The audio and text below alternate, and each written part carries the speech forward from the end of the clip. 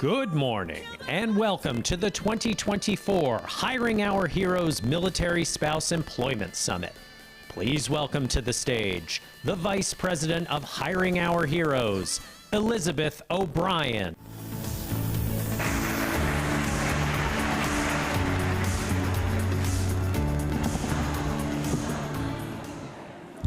Good morning, ladies and gentlemen. It is so wonderful to start today with a full crowd of fierce advocates.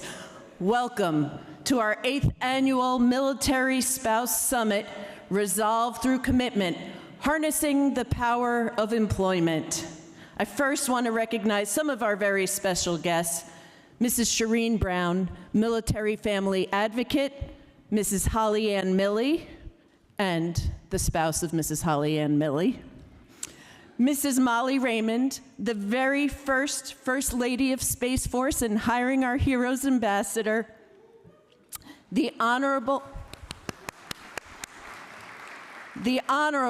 Sheila Casey, Special Assistant to the President, Advisor and Executive Director of Joining Forces, the Honorable James Rodriguez, ASVET of Department of Labor, Secretary Woods, Secretary of the VA of the State of Maryland, Brent Parmeter, the Chief Talent Management Officer of the Department of Defense, and the Honorable Rosemary Williams, Hiring Our Heroes Ambassador. Thank you, first and foremost, to our Hiring Our Heroes team who has worked tirelessly for months to pull off the last 48 hours to ensure that each attendee has an impactful experience and that you feel valued and seen as we go through our work each and every day at Hiring Our Heroes. I remain honored to be a part of the Hiring Our Heroes team and your commitment. And I want to start off also by thanking our sponsors. Our presenting sponsor today, T-Mobile. Our platinum sponsors, Booz Allen Hamilton, Fiserv, USAA. Our gold sponsors, CareSource and First Command. And our silver sponsors, Capital One, HCA Healthcare, and RSM.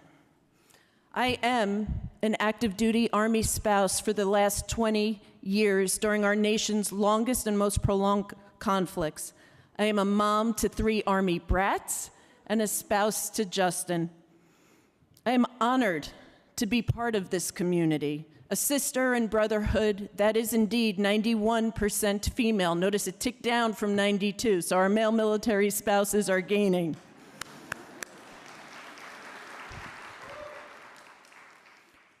Many of you already know that women in the workforce face uphill battles. We are fighting battles for pay equity, access to safe and affordable childcare, and roles in leadership. Now layer in being a military spouse, women and men who are 10 times more likely to move over state lines. And you start to understand why we face unemployment rates of 21 and 22%, 5 times the rate of the national average. And it is hard. I am ultimately a part of a population that has been systemically discriminated against when seeking pathways to economic opportunities for decades, based solely on our marital status. However, there is good news in all of this. We are indeed making progress. We are coming out of 48 hours of great talks with our federal agency partners, with the Department of Defense, with our corporate partners, and perhaps most importantly, with our military spouse professional network leads who are leading the charge in our grassroots communities around the globe each and every day. And let me tell you what I know. The people in this room, the people watching across America and around the globe, they believe. They believe in the talent, the power, the agility of adding a military spouse to their workforce. And they believe in this population, a population well-steeled over 2 decades of conflict, to contribute to the building of a more robust and more capable workforce. And they believe in the power of our Impact Award winners, an entrepreneur who is making waves, a military spouse who has shown up over and over again to advocate fearlessly for our military spouses in the face of adversity, In a state that knows investing in economic pathways for military spouses will ultimately make them a stronger state. And a lifetime award winner who worked night shifts and put her children to bed before going off to work and back in time to send them to school.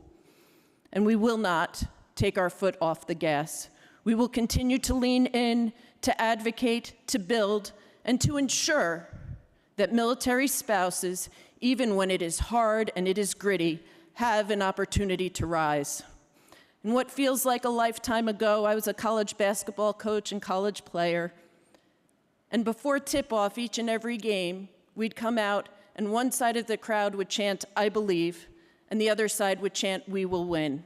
And every day for the last decade, I have gone to work with the belief that we will indeed win, even if it is hard and it is gritty, because of the military spouses who over and over again respond with, "Watch me rise with whatever adversity you throw at me." And I believe that we will win because we stand on the shoulders of giants who are allies, advocates, military spouses, and veterans. I believe we will win because at some point, just about a decade ago, Eric Eversole, our president at Hiring Our Heroes, decided it was not enough to simply have hiring fairs to support military spouses, and said, we're going to do what nobody else has done. We're going to build a grassroots movement in communities around the country and build pathways to great jobs through upskilling, earn and learn programs, internships, and professional development for military spouses. And he worked to knock down artificial barriers and fight fights most of us will never even see, because he believes that military spouses should have pathways to economic opportunity and ultimately impact our all-volunteer force. Ladies and gentlemen, I believe we will win because of the shoulders of the giants we stand on, to include, although he will never admit it, Eric Eversole. Please welcome the president of Hiring Our Heroes, Eric Eversole.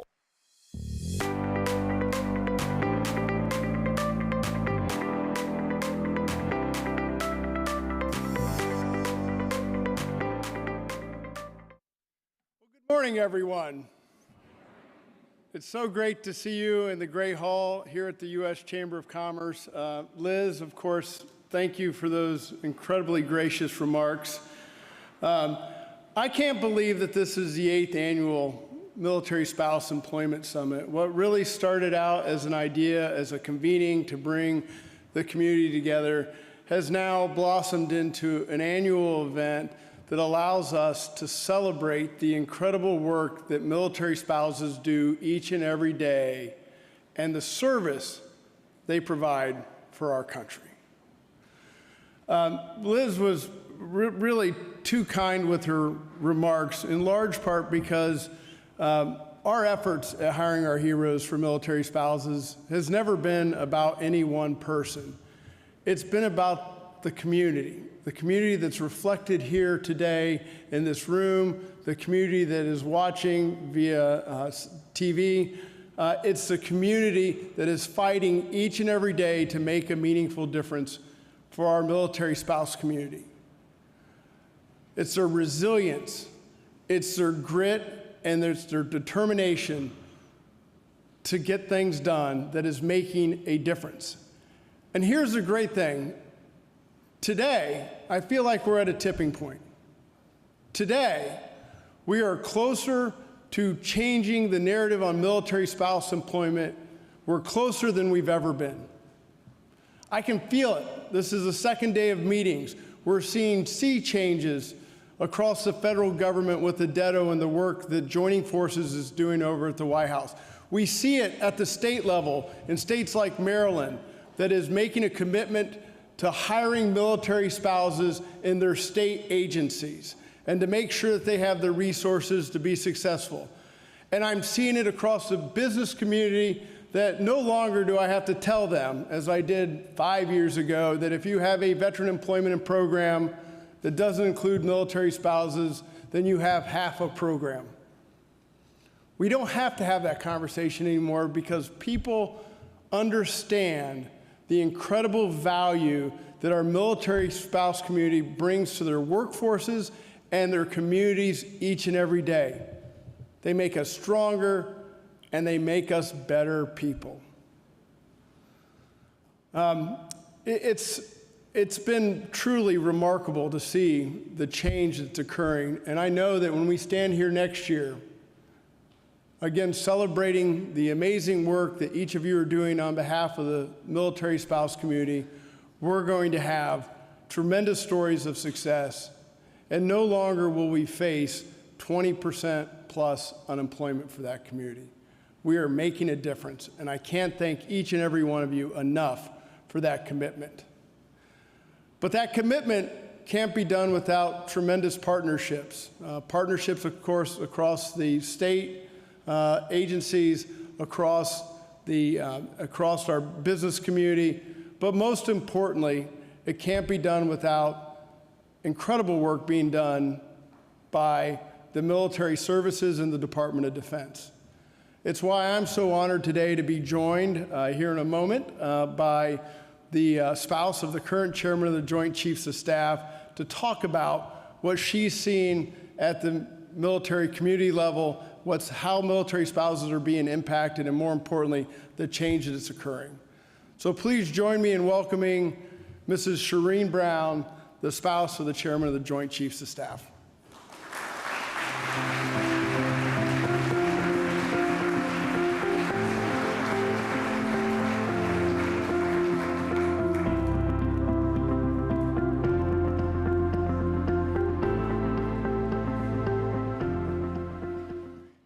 Well, good morning. Really honored to have you here with us today. So we're going to do Fireside Chat a little bit differently today. We're going to do it two ways, so you can ask me questions too. How about that?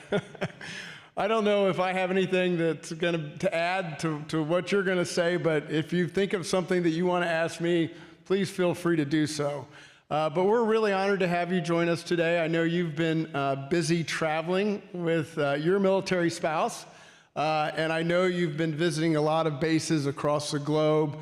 You're seeing firsthand what's happening to military spouses in local communities across the world. Can you share some of your insights as to what you're seeing from those military families?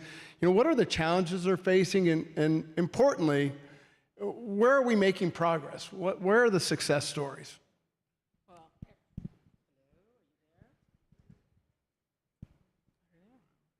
Switch? All right, this sounds a little better. Hey, well, good morning, everyone, and thank you, Eric, for having me here today and to hiring our heroes for this opportunity just to be able to engage. This is absolutely wonderful, and let me just say at the outset, all right, I have to throw this out there. As the spouse of the chairman, just know that this is my disclaimer, I am not the voice of the DOD.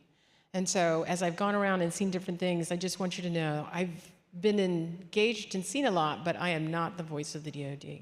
But to your question, as you talk about where military spouses are, I just want you to, I've been a child of a military family. I was in a military family, raised as a child. And then I've had over 20 moves, or 21 moves with the recent change in position to my spouse, and we've been to different places around the world. And so I've had an opportunity to see quite a bit, and I'm very fortunate to say that I have. Our military families are incredibly strong and resourceful. I will say that from the outset.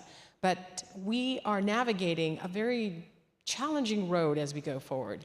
The things that come up, the things that we need to deal with are constant. And for our spouses, these are some of the things that we want to be able to address. So let's talk about some of those key challenges. So when you think of this, please don't cringe as I mention some of these things, because I know that some of you are probably thinking about them. Childcare, the access to quality, reliable childcare, and how that is available. That impacts not only spouse employment for a lot of our spouses, but think about some of the other areas like respite care for some of our families who have special needs, or even just ongoing treatment, or even if families just need to go in and seek medical services, sometimes childcare is required. So this is a huge deal for a lot of us.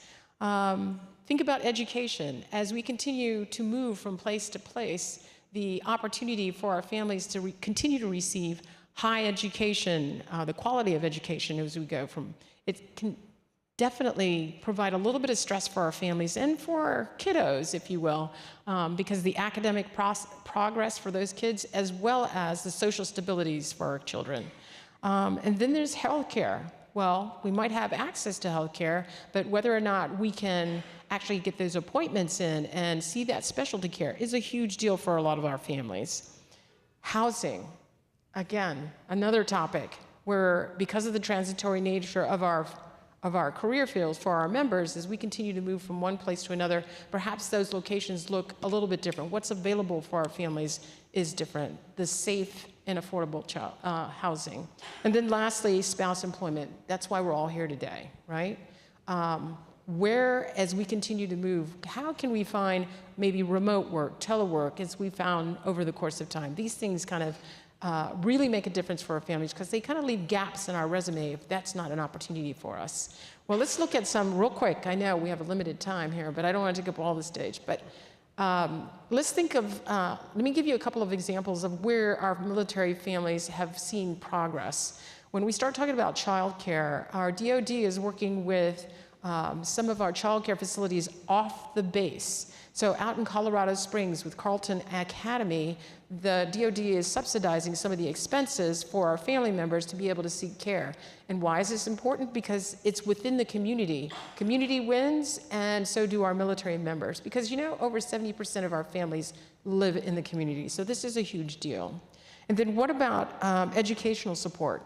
This sort of thing is what we're looking for, hopefully, is choice for our families. When they move from one place to another, they want to be able to, or they will seek out those places that have high quality education. So what is important there? What kind of choice do our families have going forward to pick out those schools that maybe fit better for our students? Because there's, just as we are diverse, so are our kids, and their needs are quite important.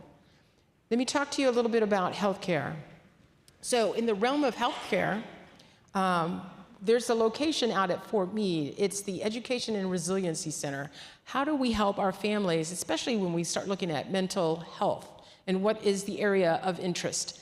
That is a spectrum when it comes to receiving that health care. We have such organizations as Cohen's Veterans Network. We have our organizations, even within the military, are trying to find ways to be able to build up the resiliency for a lot of our members. But out at Fort Meade, they are opening that particular center to be able to address some of our civilian partners. For housing reform, who here has heard of the rental partnership program that is tied with our housing service centers? These are agencies that help our military members be able to maybe defray some of the cost and maybe even lower the percentage of what the cost of that particular either home or apartment might be. So it is a small change, but that small change might be enough to get our families in a place that's safe, affordable, and a safe distance from our military installations. And then lastly, I'll just point out spousal employment support. You don't have to even look around very far to see what Hiring Our Heroes is doing here to help us in the many ways for our spouses. Just the fact that they have the Military Spouse Fellowship Program. You get 12 weeks if you apply for this program and you're accepted. You get to work with a corporate organization for 12 weeks, and they get to check you out as well. And it's an opportunity for both to see whether or not that's a fit for you. And if you are applying to the program and you don't quite maybe the questions or the application is a little bit more than you need, take a look at the Amplify program that's available through Hiring Our Heroes. It's career preparations, it's professional development, it's a networking opportunity. So there's a lot that's in our community that I think is helpful for us. So for our military families kind of going forward, we see there's a lot of possibility, but we also see there's a lot of support for us kind of going forward. Yeah. So let me just mention 3 things real quick about the military as we kind of move forward. The military does have some great aspects for our families, and that it provides a strong sense of community because we are, a close-knit kind of community as a result of being away from our own families. The other thing is, you get the chance to travel to so many different places, that global experience. Think of all the cultural nuances that you've learned that maybe apply. And even if you haven't been overseas, just to travel the US, oh my gosh, so many different regions, right? And then the sense of purpose, because a lot of times as our members come into this, it latches on to us as well. We're all seeking to be able to find a purpose that's much larger than ourselves. So the military does offer a lot of great opportunities. It's just how we take advantage of them. But on that note, because he said I could have a question or two to ask of him. Are you ready for this? Yep, I'm ready. Okay, here we go. So Eric, as our Hiring Our Heroes president, you've been instrumental in building coalitions and programs to support military spouses' employment. How do you see the collaboration between nonprofit organizations and our government programs in addressing the employment barriers for military spouses? And what successful partnerships have you witnessed? That's a great question, and I think back when Hiring Our Heroes was started back in 2011. It was when we were facing a national crisis in what at the time was veteran unemployment. We had a lot of young men and women coming back from war zones, and what made those early efforts so successful was, in fact, private and public sector partnerships to really tackle with a whole of community approach the challenges that they were facing. We're now seeing that in the military spouse community. It's why I'm so optimistic as to where we're headed in the future on military spouse employment. As you know, we had a convening yesterday with a lot of our federal government partners as well as our employer partners.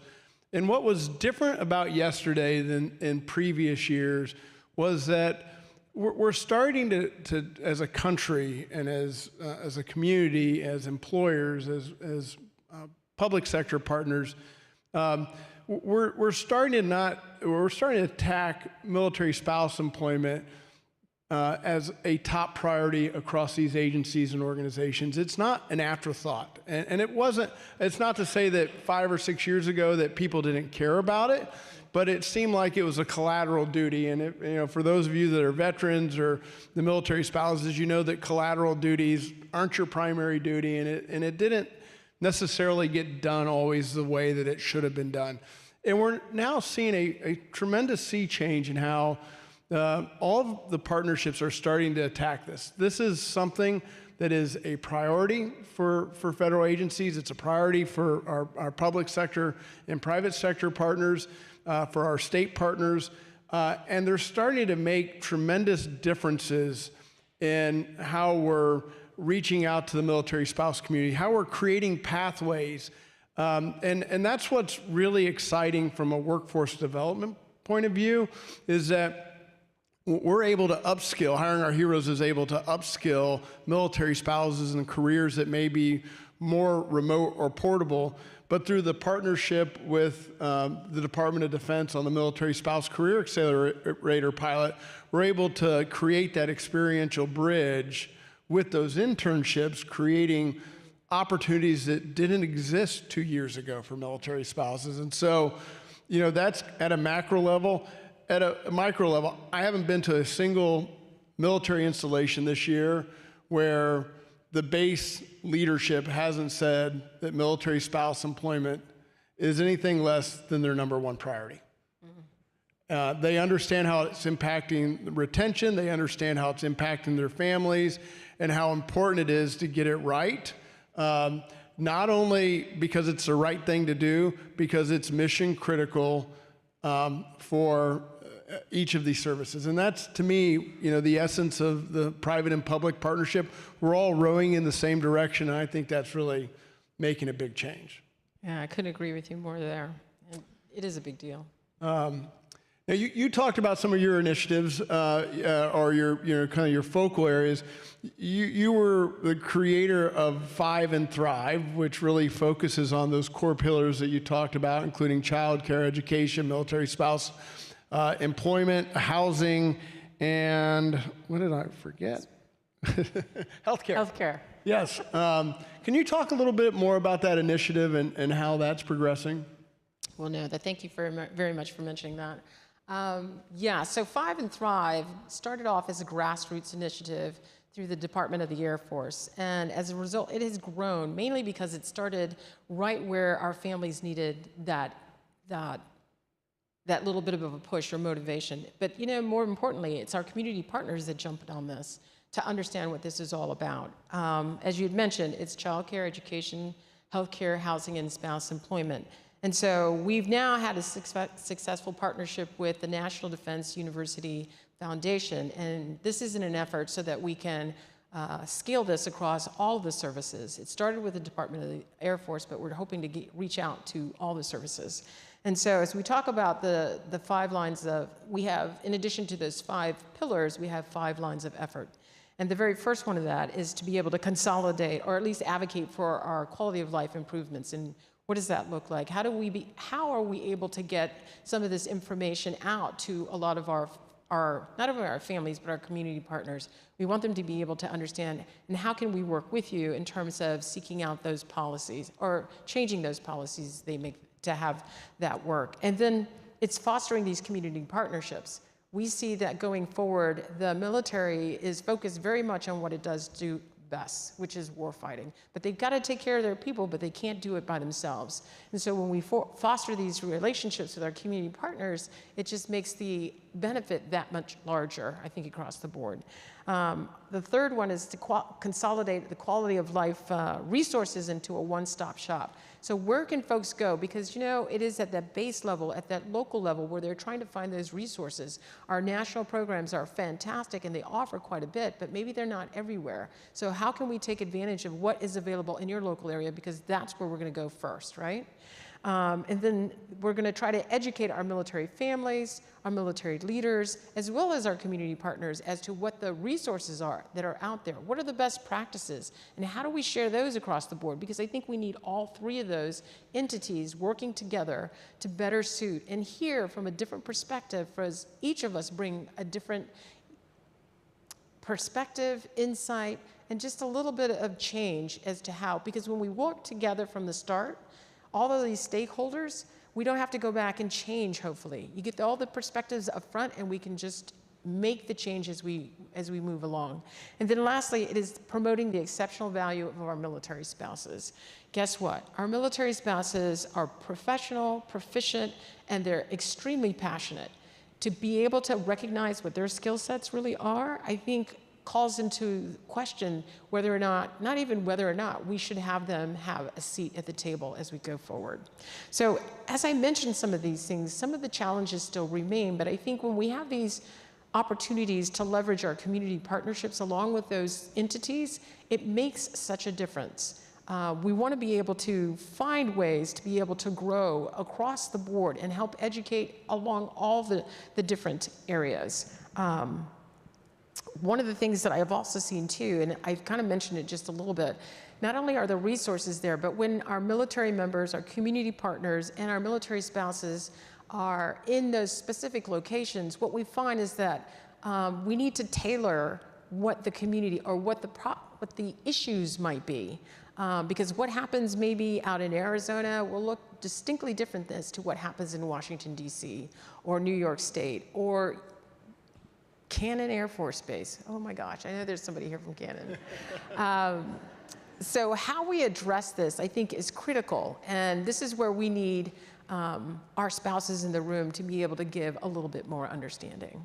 So, as we're sitting here talking about all the things in community partnerships and whatnot, I know that Eric has a way forward for a lot of this. So Eric, here's my question to you. Are you ready? Yep. All right, here we go. So from your perspective and from the perspective of the state of the economy, what is the path forward in this shared mission to provide economic security for our military families through the military spouse employment?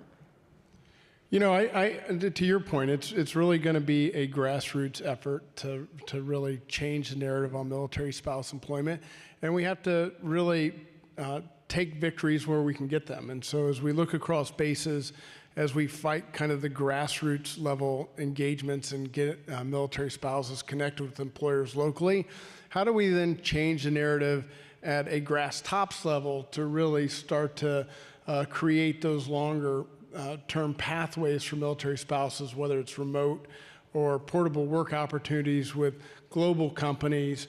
And we're starting to see that. So I would say that you really have to tackle this both at the community-based level, like you're doing with Five and Thrive, and what we're trying to do with our military spouse professional network. But you also have to make sure that from a national level, we're really tackling the larger challenges that military spouses face, whether it's a result of not having the right skill sets and working to get them the right skill sets, or creating pathways into companies that didn't exist a couple of years ago. So that's how I would tackle it. Yeah, no, well, I could agree more. Just to your point, as you mentioned, I can visualize this top-down as well as bottom-up or junior level up. I think I would like to agree, because what we're seeing, at least from our DoD perspective, and remember, I'm not speaking for them, but I can see what they're doing. You have the Secretary of Defense, who's got, of his 3 main purposes, one of them is taking care of families, which is huge. I don't know if I can recall a time when that was such a premier agenda for the Secretary of Defense. The other thing is we've got congressional members, who are now looking at this. So this is a pretty big deal. And to your point about having kind of the 360 point of view, it's important. It's important as we go forward. Thank you. I couldn't agree more. And I guess the one thing I would add, and I see we're a little bit over time, they probably built this, they probably cut my time a couple minutes short just because they knew I'd go over anyway.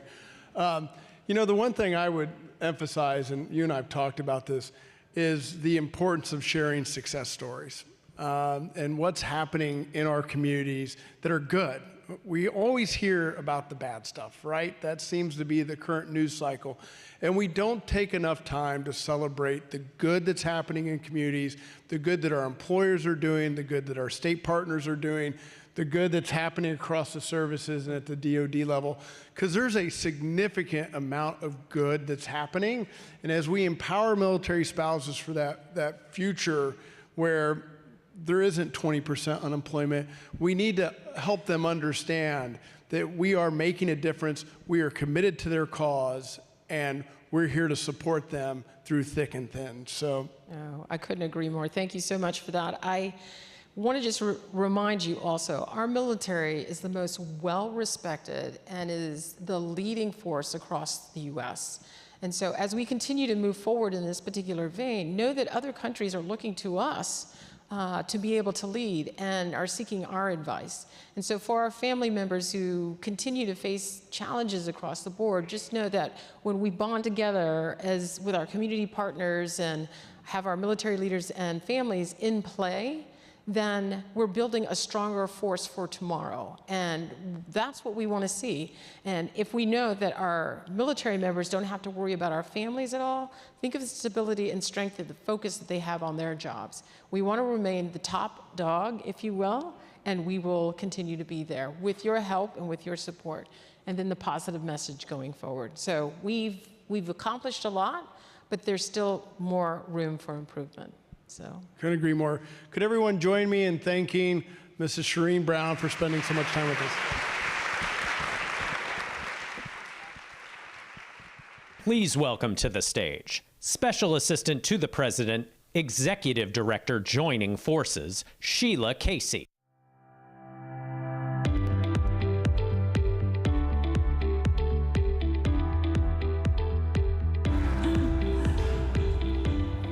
Those are bright lights. Good morning, everyone. It really is a pleasure to be able to be with you today and to take part in this 8th Annual Military Spouse Employment Summit. I am honored to be a part of Joining Forces, which is Dr. Biden's White House initiative supporting military and veteran spouses, caregivers, and survivors. One of our 3 lines of efforts is working on military spouse employment and entrepreneurship. Joining Forces has long recognized the power of economic opportunity for military spouses having a direct impact on the recruiting and retention of our all-volunteer force. The federal government is making tremendous strides towards breaking down the barriers to the hiring and retention of military-connected spouses, and we are grateful for the work of our public and private partners who remain committed to building collaborative solutions in solving the issue of spousal unemployment. Headway is being made, but there's still an awful lot of work for us to do.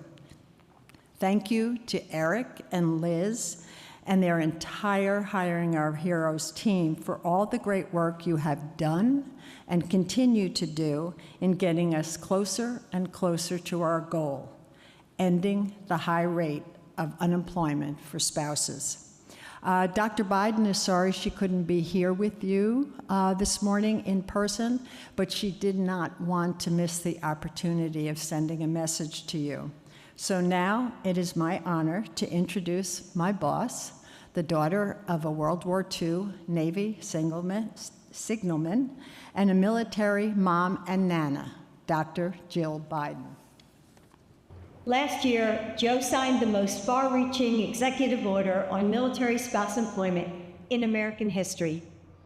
He's breaking barriers for military spouses working for the federal government. He's making it easier for them to take their jobs with them when they move to a new base. That means they can do their federal jobs remotely or transfer offices if they need to. And he created flexible spending accounts service members can use for childcare, helping open doors for military spouses who are looking for work. But not all military spouses work for the federal government, and not all of them want to. They also want to work for you. I'm grateful that for more than a decade, Hiring Our Heroes has worked alongside joining forces to help make that happen. And so many employers in this room today have answered this call.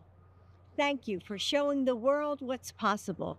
But there are also companies that haven't yet stepped forward or could be doing more. Companies that are leaving military spouses' talent on the table. President Biden has created a model for how to hire and retain military spouses. Join us. Hire military spouses. Give them the flexibility they need, and let them show you what they can do for your business and your bottom line. Thank you. May God bless our troops and their families, caregivers, and survivors.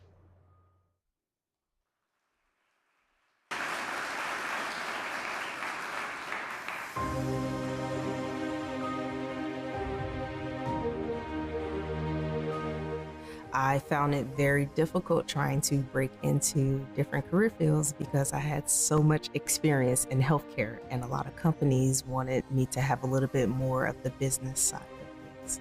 One of the biggest challenges I found is identifying a company that not only offers flexibility with location, but also that aligns with my values.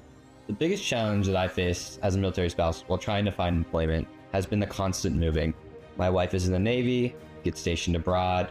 It's hard to find a job that I consistently can grow in and build in and really progress my career in. My location often hindered me from pursuing employment or goals, and the opportunities were there, but I could not move forward because of my location.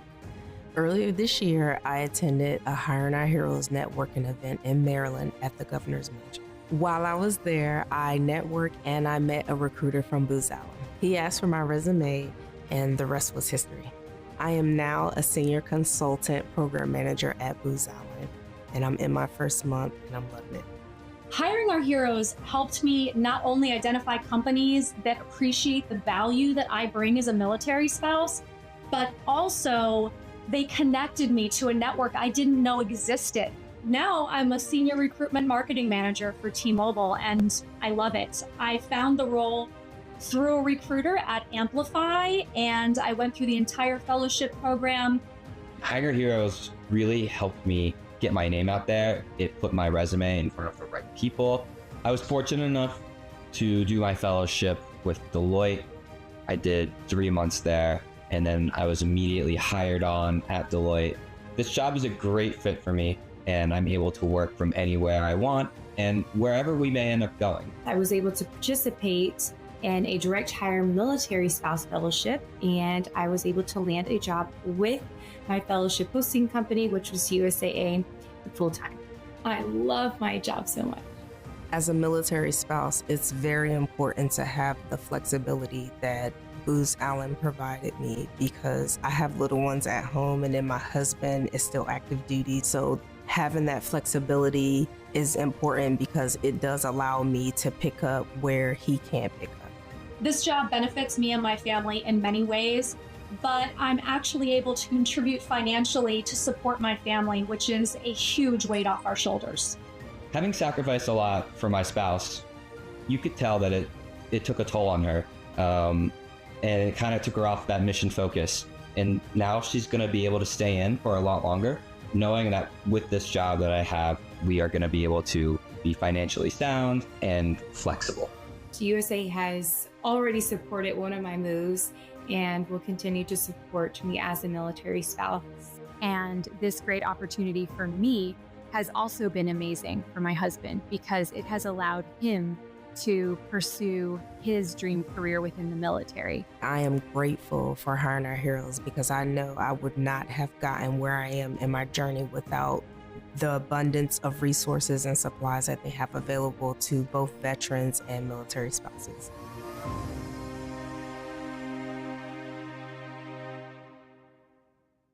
Please welcome the director of the Military Spouse Program for Hiring Our Heroes, Brian Alvarado.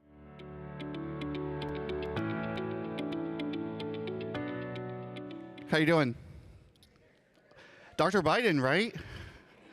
Well, I'm excited to kick off the panel discussions today with a topic that is absolutely crucial to the collective mission of building pathways to sustainable employment for military spouses. And I'm thrilled to invite our guests today to the stage to join me for a conversation about retention. From LinkedIn, Corey Boatwright. From the U.S. Department of Veteran Affairs, Kimberly Jackson.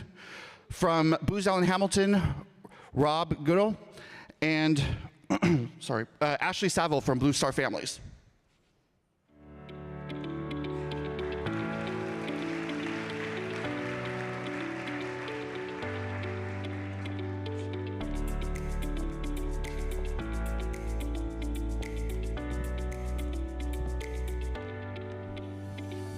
Hi, guys. Welcome. Good morning. So I mentioned to the crowd that we're going to talk about retention and why that's important and an important piece of this conversation. So I want to kick off with Ashley from Blue Star Families for you to tell us, considering the transient nature of the military spouse community, why is it crucial for retention to be a part of the conversation? Thank you, Brian, for having us. I'll start off. One, I just want to mention that I am a military spouse, also a veteran Marine, and happy to be here as part of Hiring Our Heroes and the great partnership that we've had with Blue Star Families. But to answer your question, I think one of the most important things that we can start off with is realizing that the information around military spouse employment and retention in particular is all data-driven and fact-based and has a long history through many other annual surveys, but the Blue Star Families Military Lifestyle Survey addressing retention and employment issues. And to answer your question directly, one of the most important things that I think that is coming out of the military spouse is the retention and taking into the unique account of military spouses and what they bring to the table, whether it's resilience, adaptability, the particular skill set that they have for these companies. And the company benefit on that as well by retaining military spouses and understanding their lifestyle. This is a return on investment for the company because it's going to increase or decrease that turnover ratio for employment, not just military spouse employment, but overall, because they're seeing consistency. And then I think it's addressing some of the root causes that we're all here to be in the room to talk about, is it providing financial security for our military spouses through sustainable employment year after year. Great. Absolutely. I could go on, but yes. Kimberly, the scope at the Department of Veteran Affairs, how significant is the role of employment retention initiatives for military spouses, ensuring their long-term economic stability and overall well-being? That's a great question, and thank you so much for having me. It's always a pleasure to see so many of you. I know we've got some repeat customers. I hope that I don't repeat myself too much. Fortunately, I'm incredibly passionate about this topic, so the amount of things I have to say is probably endless. But thank you very much for having me. I think this is just a really important topic. So as Brian said, I'm the Chief of Staff at the Department of Veterans Affairs. I know that we've been talking about the 4+1 commitment. We are the first federal agency to have signed on to the 4+1, which is something that we are really proud of. Secretary McDonough is really proud of that as well. So I think about this a lot because I also happen to be a military spouse, active duty Army officer, foreign area officer, actually, if you're wondering, and also a Navy veteran. So to answer your question, there's a very simple way to answer this, right? Which is the more ability you have to plan financially, which is something that military spouses are really good at doing, am I right? The more financially stable we can be, and that contributes directly to well-being. But I like to think of this from perhaps a more complicated view, or more complex view, which is when we talk about military spouse employment, we aren't talking about point-in-time jobs. We have to be talking about progression in a career. I think that's incredibly important to highlight because so many people here really understand that when we say military spouse employment, it's not about just creating a job to feel good about ourselves that we're giving a job to a military spouse, but we're actually creating meaning for them. We're creating the ability to progress. And if nothing else, to me, that is the American dream. Nobody has ever said that the American dream is just achieving what you want to do in one fell swoop and then not being able to continue forward. Progress is literally the definition of the American dream, and if we're not going to enable military spouses to be able to pursue that, the very people whose families are helping to enable all Americans to pursue that American dream, then I'm not sure what we're doing.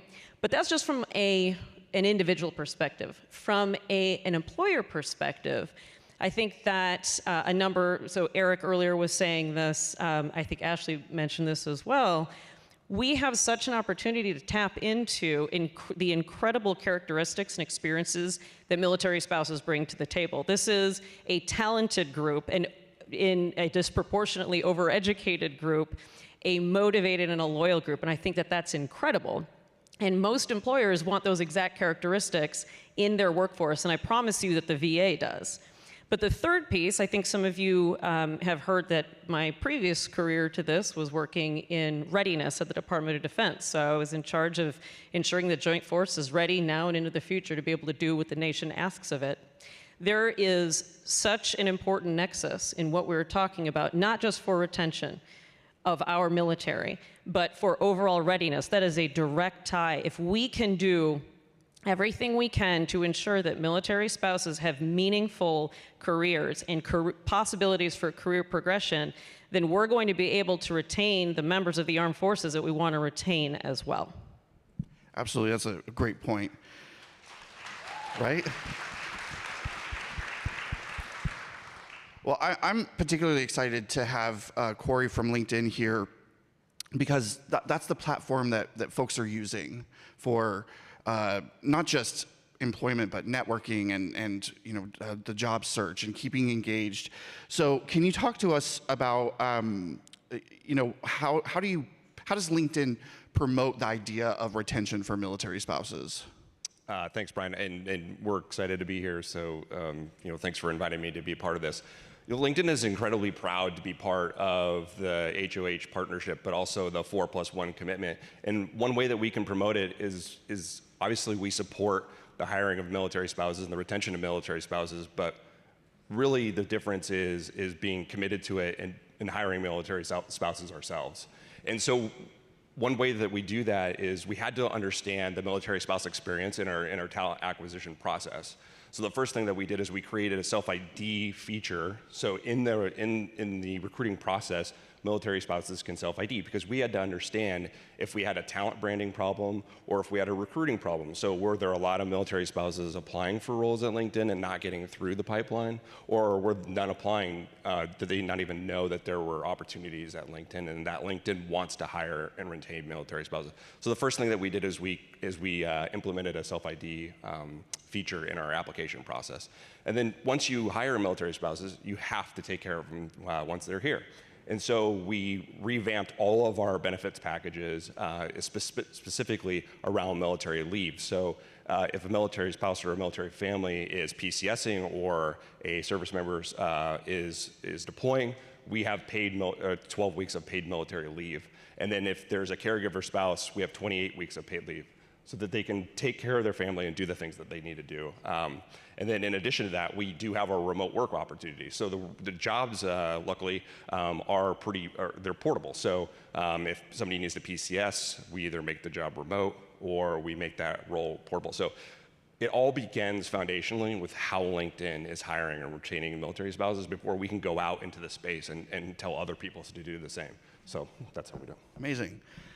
Rob, Booz Allen Hamilton has been a partner of ours in this work for a very long time, and the mission of your organization includes military spouses, supporting them, building pathways to sustainable careers. Can you talk about how the 4+1 initiative and those policies are built into your strategic plan? Yeah, thank you very much. One, I'm an Army brat. I'm a military veteran and a spouse of a military veteran. I am absolutely thrilled to be here. I also want to mention, Kimberly, you talked about opportunities for military spouses to have a career where they can develop and progress. I immediately looked down here at Andrea. Andrea is on our team. I have watched her grow up in Booz Allen. She is now in our executive corps at Booz Allen and is about a month out from PCSing to Wyoming with her military spouse. So I absolutely agree. It's more than just just a single opportunity.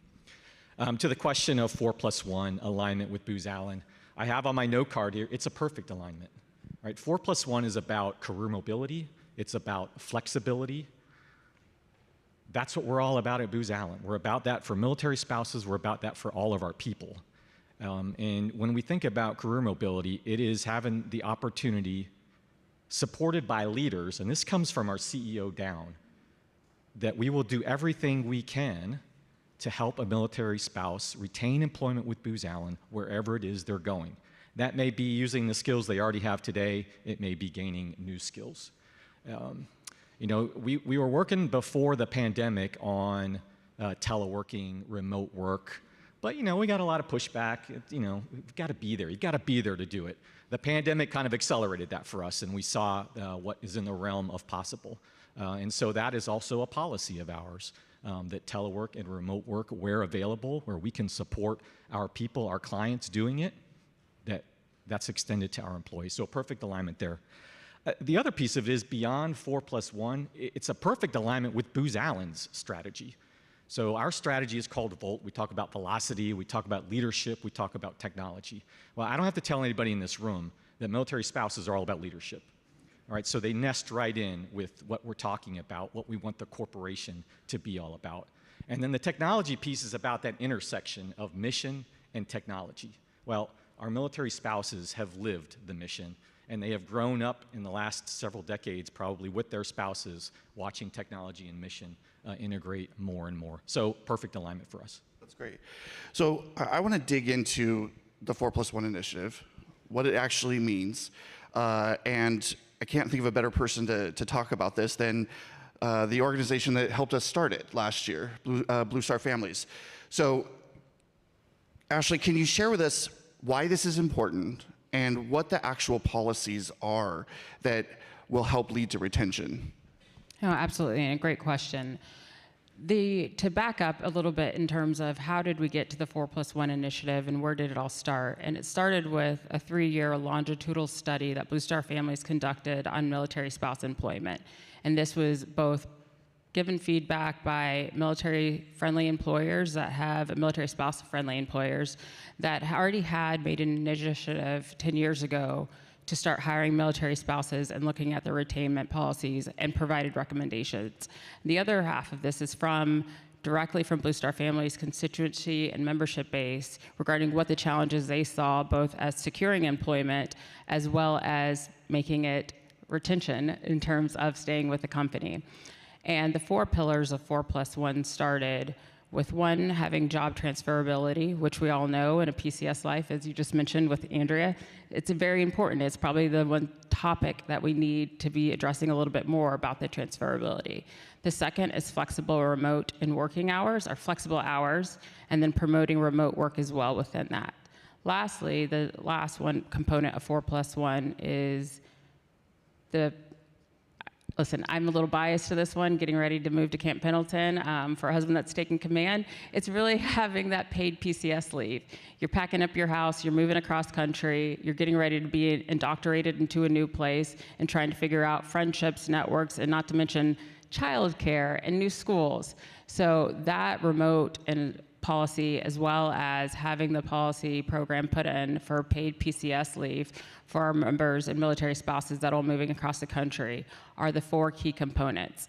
The +1, the overall initiative about not only advocating for policy change regarding childcare and some of the intricacies that go into securing employment, but most importantly, for the extra initiatives that companies like yourselves are making to look at the stride. I mean, you mentioned 12 weeks of PCS leave.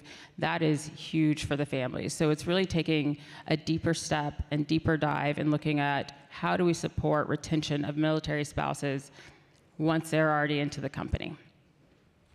I want to stay on this topic. When we brought the idea of the 4+1 to the Department of Veteran Affairs, your organization enthusiastically said, we want to be the first federal agency to sign this commitment. And then we started taking a look at those policies, and you guys came to the table and they were already done. So can you talk to us about why the VA is so enthusiastic, so excited, and committed to these policies and what it means for retention? Absolutely. So first, Andre, Craig, you want to put your hands up? Because they are the ones who made this happen so quickly. They're absolutely incredible.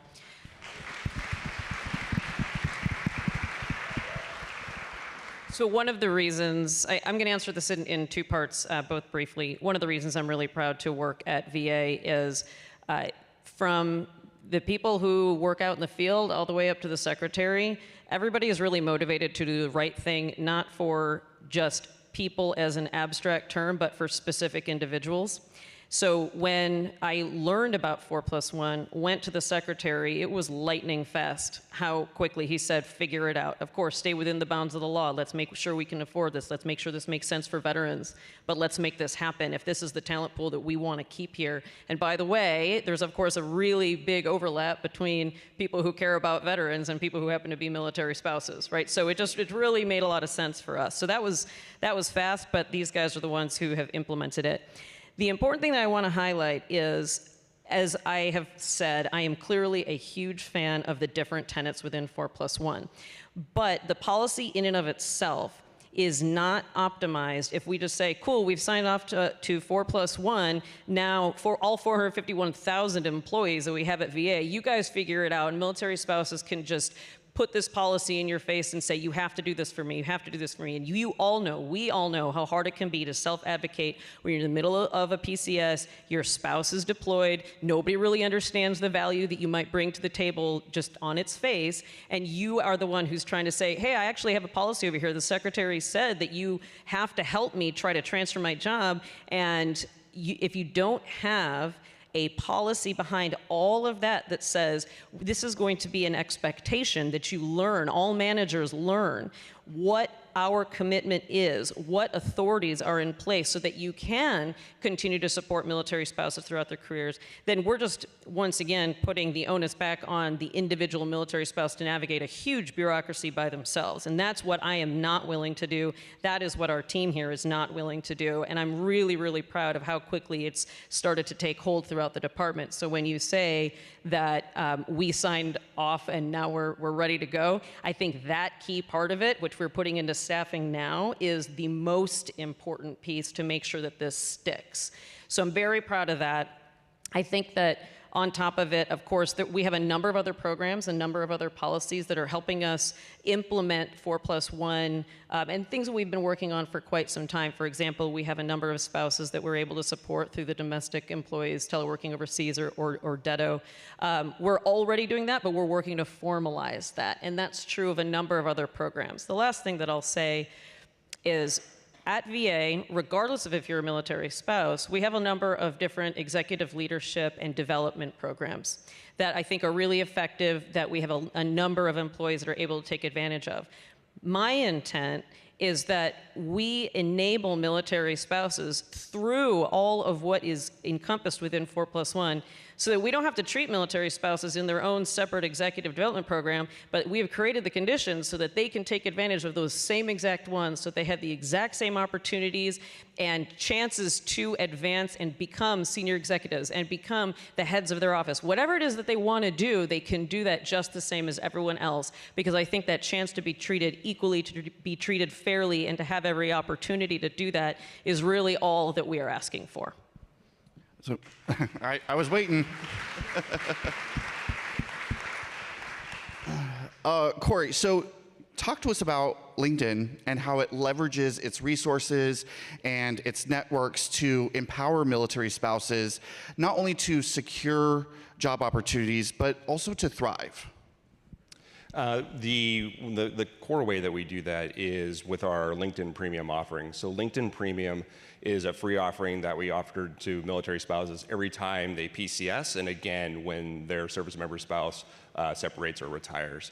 And LinkedIn Premium gives military spouses access to a whole host of workforce development tools, to include LinkedIn Learning, which is really high quality professional courses for knowledge management or for learning new skills and honing skills.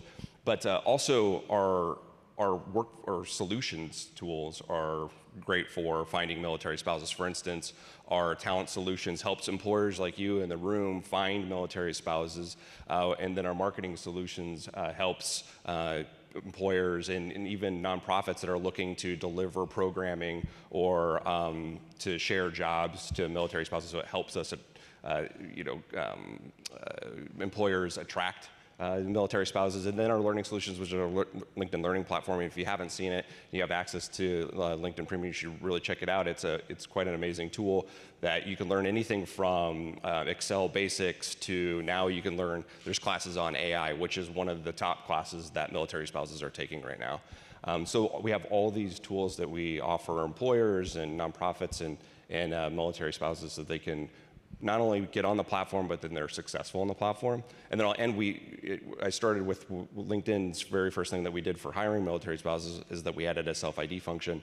We have a self-ID function on our platform as well, and we use that to better understand how military spouses are, how are they behaving on LinkedIn? Are they able to access the opportunities that we want them to access? And we don't sell that data is not marketable. We essentially use that to make sure that there's equitable opportunities for military spouses in our space. So we're constantly evolving our platform to make sure that military spouses can be found. Because the trick with LinkedIn is that with a resume, you disseminate it for a job, but at LinkedIn, opportunity can find the talent. So these employers can find military spouses and offer them the opportunities. And so LinkedIn is the opportunity marketplace, and we are constantly evolving in that so that military spouses can find that opportunity.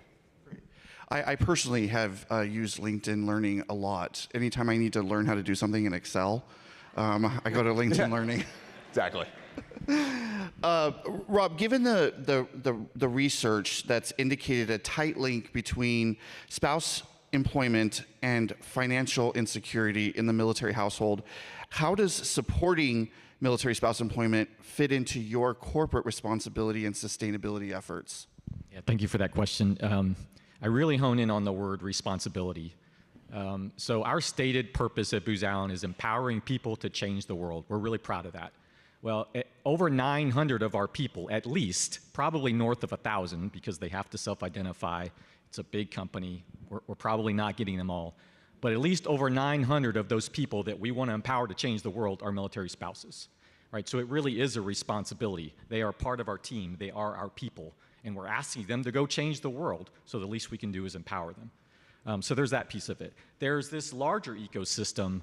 About 30% of Booz Allen are either military veterans or current Guard and Reserve. So you take that population, you take the military spouse population, it's a big part of Booz Allen, and it's a really powerful part of Booz Allen. Again, we're asking them to, we're asked to empower them to go change the world. So that's another big part of it. And the other piece of this responsibility is, quite frankly, our customers, right? We enjoy it when our customers pay us. And the majority of our customers, when you look at our defense business and parts of our national security business, are related to the Department of Defense. Right? So again, we have a responsibility to our people, the 900 plus military spouses, the 30% of our people that are military veterans or current Guard and Reserve, and those clients, right, that we are obligated to do great work for. We have a responsibility to all of them. So that's really how it ties in for us. It's just part of what we need to do or to be Booz Allen. So thank you for that question. Absolutely. You know, as Eric was talking about earlier, the future is bright. And the future is bright because of the four of you and the work that you guys are doing in your organizations and growing that conversation across the country. So thank you very much for being here, for being a part of the solutions. We really appreciate it. Thank you. Thanks for having us. Thank you. Now, before I go, I'm really excited because we have included an interactive part of the summit today. So for those of you in the room, there is a QR code in your folder. For those of you watching at home, there's a QR code on your screen. And after every panel, we are going to put up a poll question that we would love for you to answer. And the first one is, how do you leverage LinkedIn as a professional network?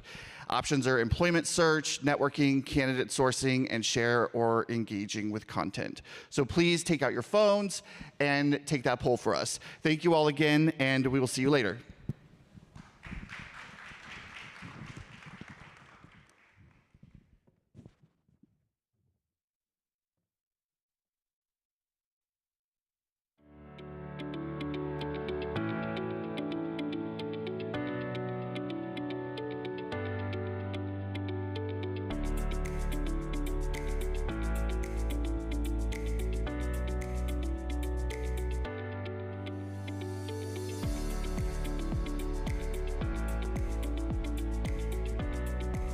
And now, to present the Impact Award for Military Spouse Volunteer of the Year, please welcome, from Hiring Our Heroes, Jenny Lynn Stroop, and the spouse of the first Chief of Space Operations, Molly Raymond.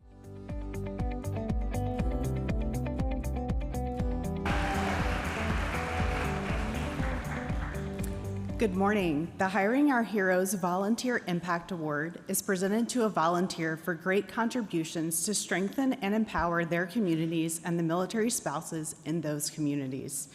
Past recipients have included military spouses and spouse employment allies who have worked tirelessly to advance the national conversation around military spouse employment. Mrs. Raymond? This year, it is our honor to present the Volunteer Impact Award to an individual who essentially wrote the book and built the narrative around the importance of economic security for our military families through spouse employment. From as early as 2008, this individual worked, advocated, and volunteered to build a stronger future for our military community. From her time working with Marine Corps families to fostering resiliency with her time in not one, but two federal administrations, where she tirelessly advocated for policy changes that allow military spouses to thrive in the workforce. I personally know this individual, and from the moment I met her, she was an inspiration to me. She deeply cares for our military community, she listens, and she takes action. So please help me congratulate and welcome to the stage this year's Hiring Our Heroes Volunteer Impact Award winner, Rory Brocious.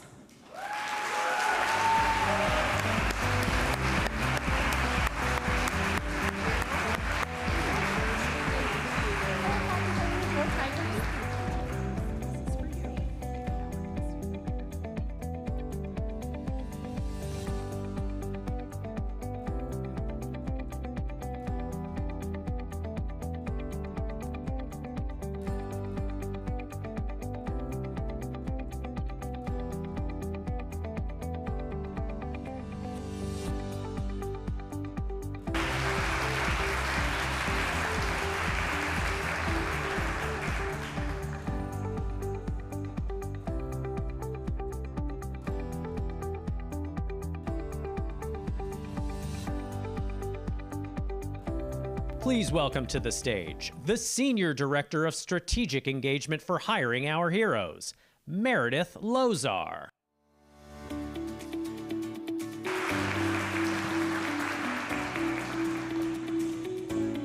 Good morning, everyone. How are you? I am so excited to join you this morning. And just behind this curtain is a crew of 3 amazing colleagues who are going to be part of this conversation. And we're taking an industry deep dive into the healthcare industry this morning. And this launches a 3-part white paper series as of today. And so before half of you tune us out and say, well, hold on, I'm not in the healthcare industry, I'm not looking for a job in the healthcare industry, I want you to do 3 things. So I want you to get out a piece of paper if you have it, write on your agenda if you need to, and I want you to grab a pen. And I want you to write down 3 numbers. I want you to write down 49%, 88%, and then a little ratio of 8 out of 10. And in a minute, you're gonna see why that matters. And before you do, I'm gonna tell you a quick story about a Marine Corps spouse who married her Marine on a Wednesday night and had a thriving career in pharmaceutical sales. And of course, upon marrying that Marine, got orders to Camp Pendleton, California, and thought all was lost. And then guess what? Her company said, you know what? We can move you to Camp Pendleton. And she said, you gotta be kidding me. And that's what they did. And here I am, many years later, and I'm not still in pharmaceuticals. However, I will be forever grateful that I started my career in the healthcare industry in a role that was portable, and that my company was willing to make a difference at a time when we were rarely having a conversation about military spouse employment. So let's start our deep dive, and to do that, I'm gonna welcome this incredible group to the stage.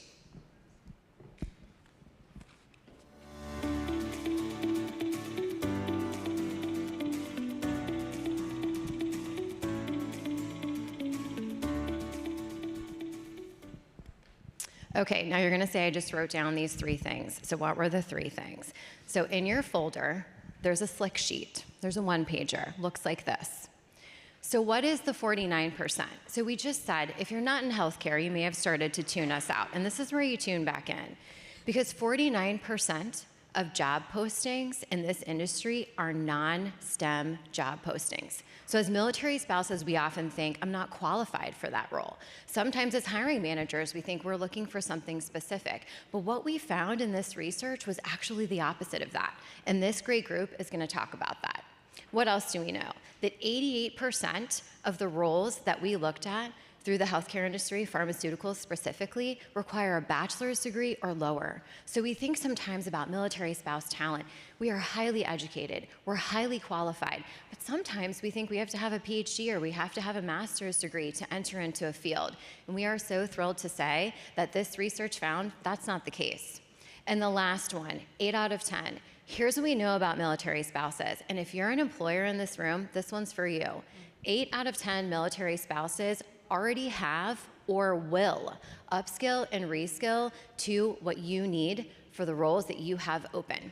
That means 80% of this talent sitting on the board to fill openings that you might have is willing to take a class, get a certificate, do that extra work to be the talent that you need it to be. So without further ado, this great group is gonna fill in some of the holes about some of the exciting information I just shared. So I will let them introduce themselves, and Erin, I'll start with you. Great. Hello, good morning. Thank you for having me. And I am proof positive that you don't need to have pharma background to have a job in pharma. That's why I'm sitting here. I am the military spouse liaison for Merck through the Veterans Leadership Network, our employee business resource group, which is a very mighty force in the military spouse sector. And because of their focus and their commitment to the military spouses, both in the company and external to the company, they created this role for me so that I could amplify all of those characteristics you just spoke of for military spouses, so we can bring more in and represent those that are already in our company in the best way possible. Hi, I'm John Perez. I'm the Director of Strategy in our State Government Affairs at Johnson & Johnson. I also previously led our military and veterans programming. An Army veteran, and one who really takes this very personally. The reason I transitioned from active duty was because of my spouse. Right, the lack of economic opportunities really in particular was a major driver. It was not the operational tempo or every other year in Iraq, Afghanistan at the time. It was really, is my wife a really great member of a community? Is that social integration there? Are those economic opportunities there? And it's been great now at Johnson & Johnson to be able to give back and support development of economic opportunities for military spouses. Hi, I'm Rory Brocious. I'm a partner at the Cicero Group. We were really proud to partner with Hiring Our Heroes on this white paper series. I too am a military spouse and also worked in a STEM field without a STEM background. Shout out to the bachelor's in philosophy that got me into a cancer research organization. So really excited to be here with all of you today to kind of parse some of this information that we learned and figure out how we can make a business case for military spouse employment that will really help us move the needle on this super stubborn unemployment and underemployment number. Thank you for that, Rory. And shout out to the psychology degree. Liberal arts and science. So we're living proof up here today. So Rory, I want to start with you because you really just touched on it. You all were the lead on this research, and it was such a delight to collaborate with you. And when we decided to embark on this alongside our partners at J&J and many others in the healthcare industry, we said, okay, we have this stubborn statistic of 21% military spouse unemployment. We're starting to see so much progress, and today's conversations really allude to that. But we also said, what if we could take an industry deep dive? If we could do that, how would that help us maybe move the needle? So talk about, what you think this can do to help change that trajectory. Sure. Well, as a recovering communicator, you would never develop a message without doing some market segmentation. And so when we talk about this stubborn number, we thought, well, why haven't we looked industry by industry? What are the trends in each industry that are unique? How do military spouses and veterans, because the white paper covers veterans also, fill these unique needs that this industry has? And so we really started with the end in mind. How do we create something that will allow us to platform ourselves out and say, here's what we can do as an industry that's very unique to us that helps us solve this problem. And I think some of the findings that we came up with in this research about 49% of these job postings are not at all STEM related. And so when you think about what we learned yesterday from DoD, where such a huge amount of military spouses want to work in marketing, and they want to work in sales, and they want to work in instructor and teaching roles like you do, it's really incredible that these things are available. And so when we looked at the paper, we said, all right, we've got 3, maybe a bonus 4 audiences that we want to talk to. We want to talk to military spouses. We want to give them a landscape view of what this industry looks like so that they know that they can see themselves in it. And I think one of the nice parts about the white paper is we were able to spotlight one of the MSCAP fellows who is at Amgen. Amazing. And then we wanted to talk to employers. We wanted to prove the value and the worth of our military spouse community as a talent pool to solve their human resources and human capital issues. And then we wanted to talk to policymakers. What can you be doing at a state and federal level to lower the barriers for jobs in this industry? And then I'll say our bonus 4th is all of us in the advocacy community who have been clamoring for the business case to make to corporate America. It's really easy to make a business case to the federal government about why military spouse employment matters when they're facing a recruiting and retention crisis. We don't have that same argument, except maybe in the defense industrial complex in corporate America. So how do we as an advocacy community rally around these findings and say, hey, we have the people for you. We have this incredible, talented group. Let's mobilize them. Let's have them upskill and put them into amazing new careers. Mm-hmm. Yeah, I love that. And John, I think it segues nicely into where you are now with strategy, especially on the state level, because we talked a lot about in this paper, what are the recommendations for policymakers, for legislators, as Rory just said. So as you look at this kind of from a strategic perspective, we talked about were there a couple of takeaways for you from a public-private partnership perspective. What are kind of one or two things that were key as you looked at this? Absolutely. So one, just to start on the industry and to build off that segmentation, the pharmaceutical industry is one that delivers to enable people to live longer, healthier, happier lives, right? So that we talked about purpose in earlier sessions. This is one that everybody can have right? They can feel that purpose when you're focused on longer, healthier, happier lives. It's one where America is still a leading industry, right? This is an industry that indexes in R&D spending, and that has direct results to economic impact, over $350 billion in value-added impact a year coming from this industry. And it's one that ultimately delivers to patients. Patients have access to medicines in the United States, far greater percentages than any other country in the world. So you're seeing a lot from that R&D. The second thing that I would talk about is, and speaking specifically to military spouses, it's if you can't get the principles right, you're going to get the rules and the policies wrong. So some of the collaborations that exist, right? We just spent some time in the last panel talking about the 4+1 commitment, right? There's Veteran Jobs Mission, which at their 10-year anniversary expanded to focus not just on veterans, but also on military spouses, and a commitment in that coalition of hundreds of companies to 200,000 military spouse jobs over the next decade. Things like the Military Spouse Employment Partnership. Starting there with broad principles and broad coalitions is a great beginning, right? Because you're getting that right, and then you're able to go and shift and make industry by industry policies and rules that will then apply. Now, in the pharma industry, right, this is, again, an area that's delivering so much to patients around the country, has over-indexes in R&D spending compared to most other industries within the country. That also means a really advanced workforce. So I'll just use an example from the state of New Jersey, where we have a Center for Workforce Innovation that's being formed with a number of different pharmaceutical companies, with the state of New Jersey, with community colleges, where we're focusing on biomanufacturing and aseptic processing, right, clean room manufacturing. Why? Because in the state of New Jersey, you're seeing some of the most advanced treatments in the world, cell and gene therapy, right, moving from treatment to cure, from cure to prevention, so that patients can live longer, healthier, happier lives. This is the thing that we can get behind as an industry, and then we can bring military spouses in. Again, the state of New Jersey, thousands and thousands of hundreds of thousands of veterans, tens of thousands of current service members. We have a very large joint base that's within the state of New Jersey, and then so many military spouses. We have a tremendous community there. Within it, we have our own lead in the audience of our military spouse network at Johnson & Johnson. You're seeing so much that's being focused on professional development within that community, and then within the broader coalition that exists between private sector, academia, and governments. Yeah, I think that's great, John. And you just talked about the broad range of things there, which actually segues really nicely to what we want to talk to you about. And that's that when we were looking at this research, we said, okay, who's hiring military spouses into some of these roles that show the breadth of what's available in the industry?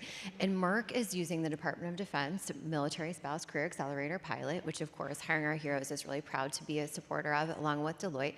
And you recently brought a military spouse in to a technical writer role. So talk about that. So we did, and let me start by saying she's here, and we are so proud of her.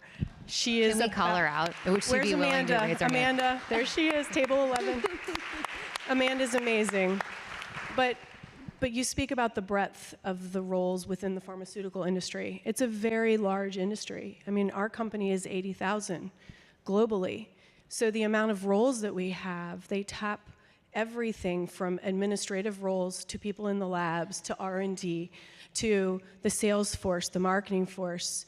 We need computer skills, cybersecurity, right? It's the breadth and the scope of the work that the pharmaceutical industry does provide to everyone is very large. So how can we as an industry help identify the roles that are really critical and applicable to our military spouse pool?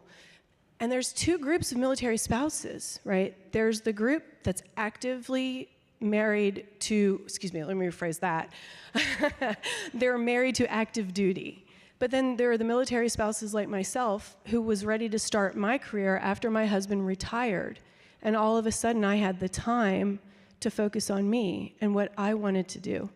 And I think the hiring fairs, the job fairs that our global talent acquisition teams attend are really critical, but arming them with the details so that they can share with the applicants and the people who are really interested, right? Because it's a big website, right? When you go to look for a job, it's overwhelming. So what we're doing at Merck with our military spouses is we're curating a list. We're curating specific roles that they currently hold across the continental United States, right, where they are primarily remote. Because remote work in this industry is challenging. With our return to work policies, that's going to be an obstacle. So what we have to do is we have to identify very specifically what can help, and we also need to have that conversation with managers to give them the agency to create the remote role when they can, right? And that would apply not only, those kinds of business models don't just apply to military spouses, but they would be a benefit for the entire company. They would be a benefit for anybody that works for the Mercks or the J&Js. So having the right policies in place, having the right roles identified, but then actively having the right people at those hiring fairs. So we've also tried to activate our military spouse network, who are closer to some of our bases that may be remote, to go and attend in our place. They partner with our global talent acquisition team. They're given the information, they represent, they can speak intelligently about what's available and what they do, and their stories, and all of our stories are unique. And so we're trying to mobilize this force that's already within the company to bring in the force we know is waiting. Really smart, really, really smart. And you just said something about return to office that I want John to foot stomp, because John, one of the things you and I talked about was we often get lost in thinking about remote roles, and that's okay. We understand that that's a great fit for many military spouses. What we lose sight of sometimes, though, is portable roles. And at Johnson & Johnson, one of the things we were chatting about was the number of field rep roles that you have. Talk a little bit quickly about that portability you all can provide. Sure. So, getting the principles right is important, and then you can build fit-for-purpose policies and processes and procedures. So if you think of the pharmaceutical industry, right, there's R&D that requires labs. There's manufacturing that requires massive manufacturing sites, right, clean rooms. A lot of those work, that has to be done on site. It also can't really be flexible in some of the scheduling, right? If you go right now to some cell and gene therapy manufacturing, thank goodness they're working 24 hours a day, 7 days a week, right? Because they're delivering cures, patients are waiting. So you have to go and do that, right? So fit-for-purpose policies being really thinking about what is your employee base. So in the pharmaceutical industry, you have many field-based roles, right? So you think of the pharmaceutical sales rep, which are really roles that are focused on educating, right? Educating healthcare professionals and systems on where the most advanced treatments that now exist, right? The innovations that are coming from this, right? Those roles are everywhere, right? If you go into a hospital in San Francisco, you go to one in Omaha, you go to one in Newark, New Jersey, there's gonna be someone there from this industry that's helping to explain to that system, here's what these treatments are able to do, and help educate the system. Those are roles that are tremendously portable, right? So really thinking through what is your on an industry by industry basis, what is your employee base, what do you really need, and then crafting policies that's around it. Now in pharma, we have a ton of field-based roles. That's probably more likely than we might have, say, flexible work or remote roles.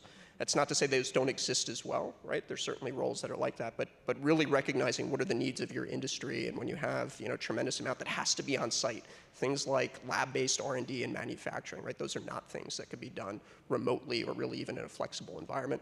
But you can have things like field-based roles that do allow that job portability.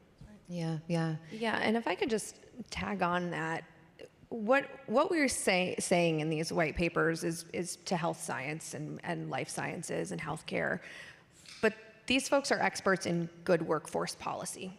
So one of our recommendations for employers is find other employers that are doing it right. Don't reinvent the wheel. There are so many great opportunities for employers who are new to this space to come into coalitions like Hiring Our Heroes and to the Military Spouse Employment Program and say, hey, I want to do this, but I'm not quite sure how. And so that's not industry specific. That's very, very easy. That is a low barrier to entry way to learn how you can integrate military connected talent into your workforce. Yeah, I agree. And as we kind of bring this home, we just have a minute left. Rory, we think there is so much to these industry deep dives. We know that they have the opportunity to really move the needle. What's next? What's needed? So I'm a data nerd, and I think people just know that about me to begin with. They just really like numbers and data. But I also am very well aware of analysis paralysis. Like, I don't think we need to just continue to do research upon research upon research for research's sake. I do think there is a gap in our understanding of propensity data around military spouses and what they want in their careers in terms of industry and occupation. I think a lot of what we have been doing in this space for a long time is kind of catch as catch can. Like, I can find a fit here, but is that really where I want to be to progress? So I think there's that. We need some propensity data. I would also love for us to be able to lay that over this industry-specific data, so other industries should come in and we should figure out what their industries look like, because then I think we're looking at the talent pool really closely, we're looking at the field really closely, and then we're playing 4D chess. Then we can move the needle. Yes, then we can make the match, right? And that's what so often is missing. We find that there are so many mismatches with what military spouses think they might want to do and what the industry feels like they might need or be able to hire or be able to provide for. So we would love to make that match with this future research. All right, so we are gonna wrap up. And that said, we want to know what industry you would like us to deep dive into next. So that is your next poll question. And you have your choices here: government contracting, finance, banking, telecommunications, and retail. So take a second and vote for us. We would love your opinion on where we should take this next. And thank you all so much.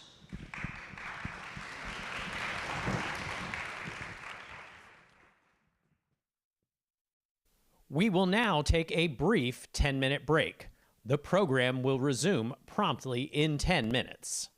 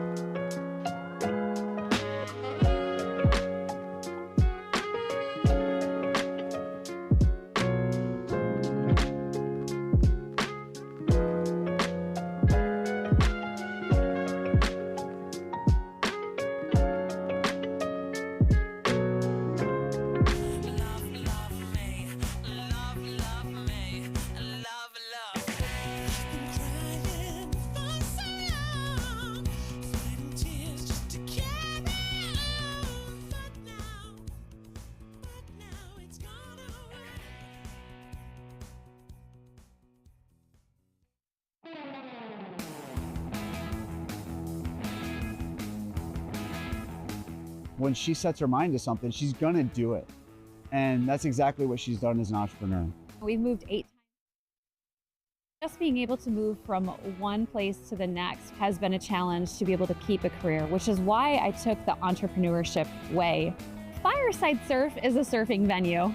It eliminates any of the barriers that you can think of when it comes to surfing. What's so unique about our venue is that we're here in Dallas, Texas, landlocked area, and we have created a treadmill for surfing where anyone can learn how to put a board under their feet and shred a wave so that when they're ready to go out into the ocean, they know what to do once they actually pop up on the board. We wanted to find multiple ways of giving back to our military community. So the easiest thing is when they come through our gates, we have a military discount so that they can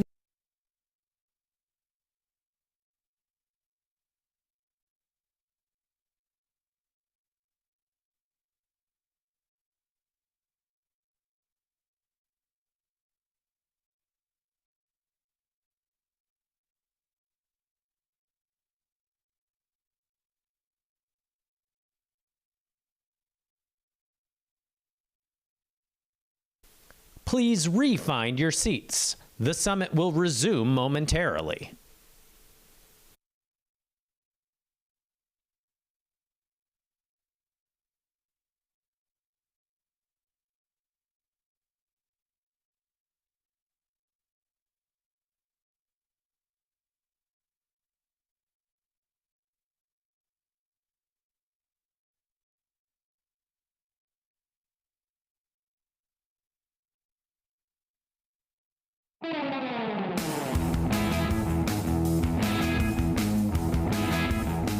When she sets her mind to something, she's gonna do it. And that's exactly what she's done as an entrepreneur.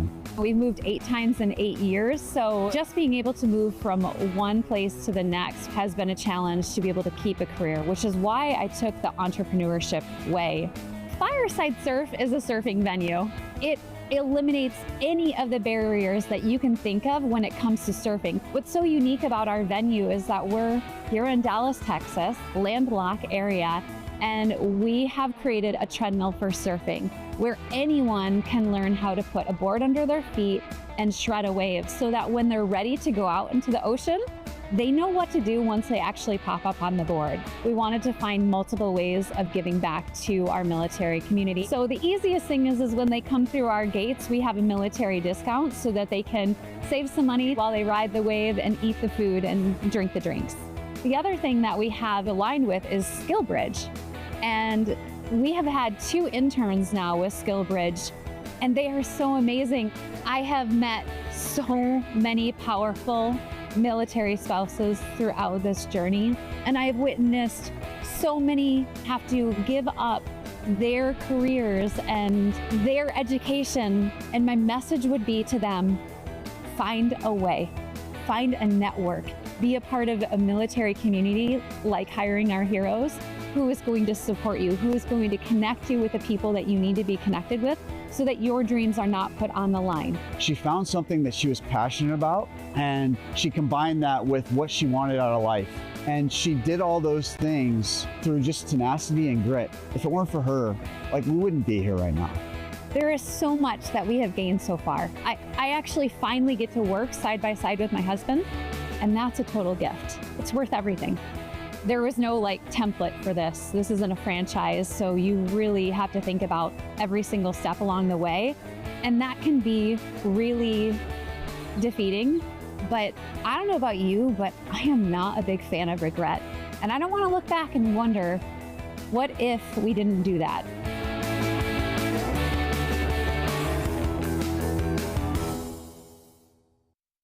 To present the Impact Award for Military Spouse Entrepreneur of the Year, please welcome from Fiserv, Meg Hendricks, and from Hiring Our Heroes, Yesenia Hagwood.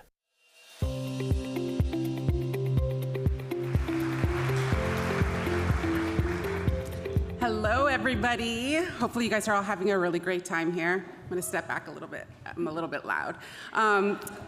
Thank you guys all for joining us today. It is my great honor that I stand here today to present the 2024 Military Spouse Entrepreneur Impact Award to Christy Nix, co-owner of Fireside Surf.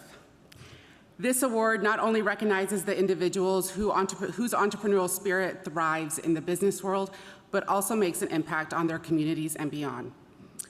As you heard in the video, being a military spouse comes with many challenges. Frequent moves, steady and progressive careers are not often heard in the same sentence, but leave it to a military spouse to find her own path.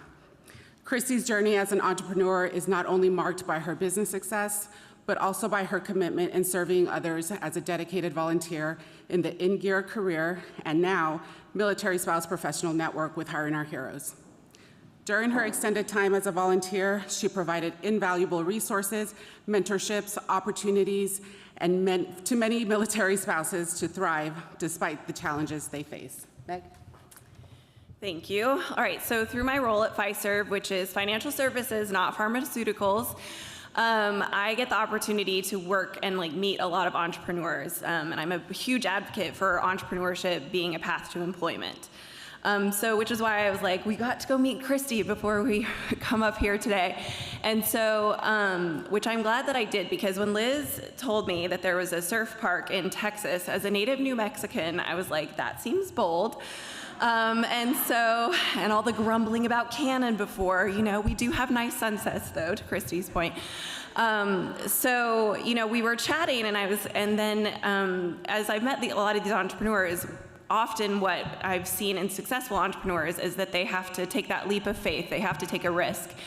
And so with the surf park in Texas, that might be a little bit of a risk. But Christy told me a story about back in the day when she was in college, she decided to take a trip to Hawaii, buy a one-way plane ticket, I believe, and pack up all of her stuff and go and see if her credits would transfer. And so that led her to where she is today. She met her husband while he was stationed there, and through a couple different ventures, now they have the surf park. So Christy, thank you for sharing your story. Your dedication and leadership really do serve as a testament to the spirit of military spouses everywhere.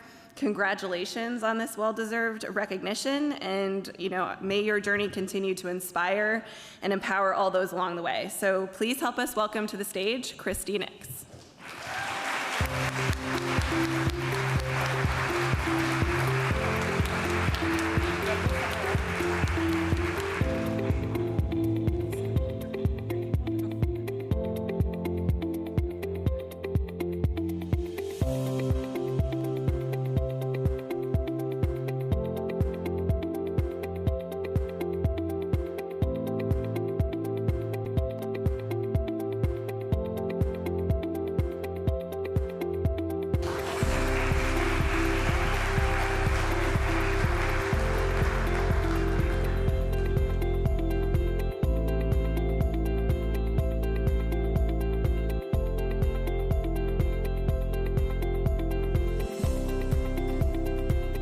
Please welcome the head of Global Diversity, Inclusion, and Belonging for Morgan Stanley, Siobhan Gordon.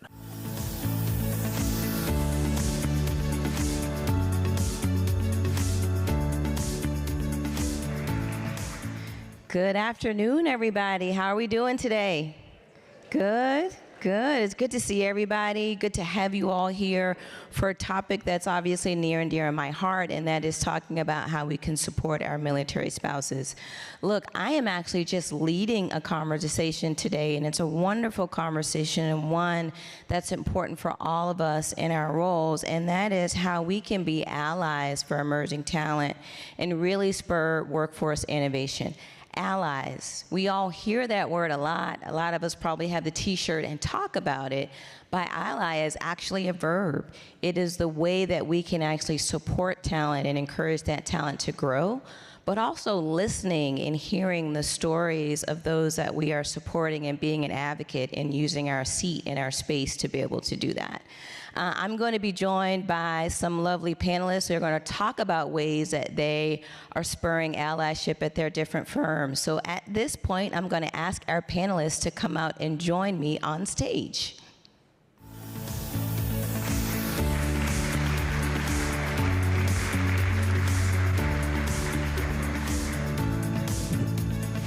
All right.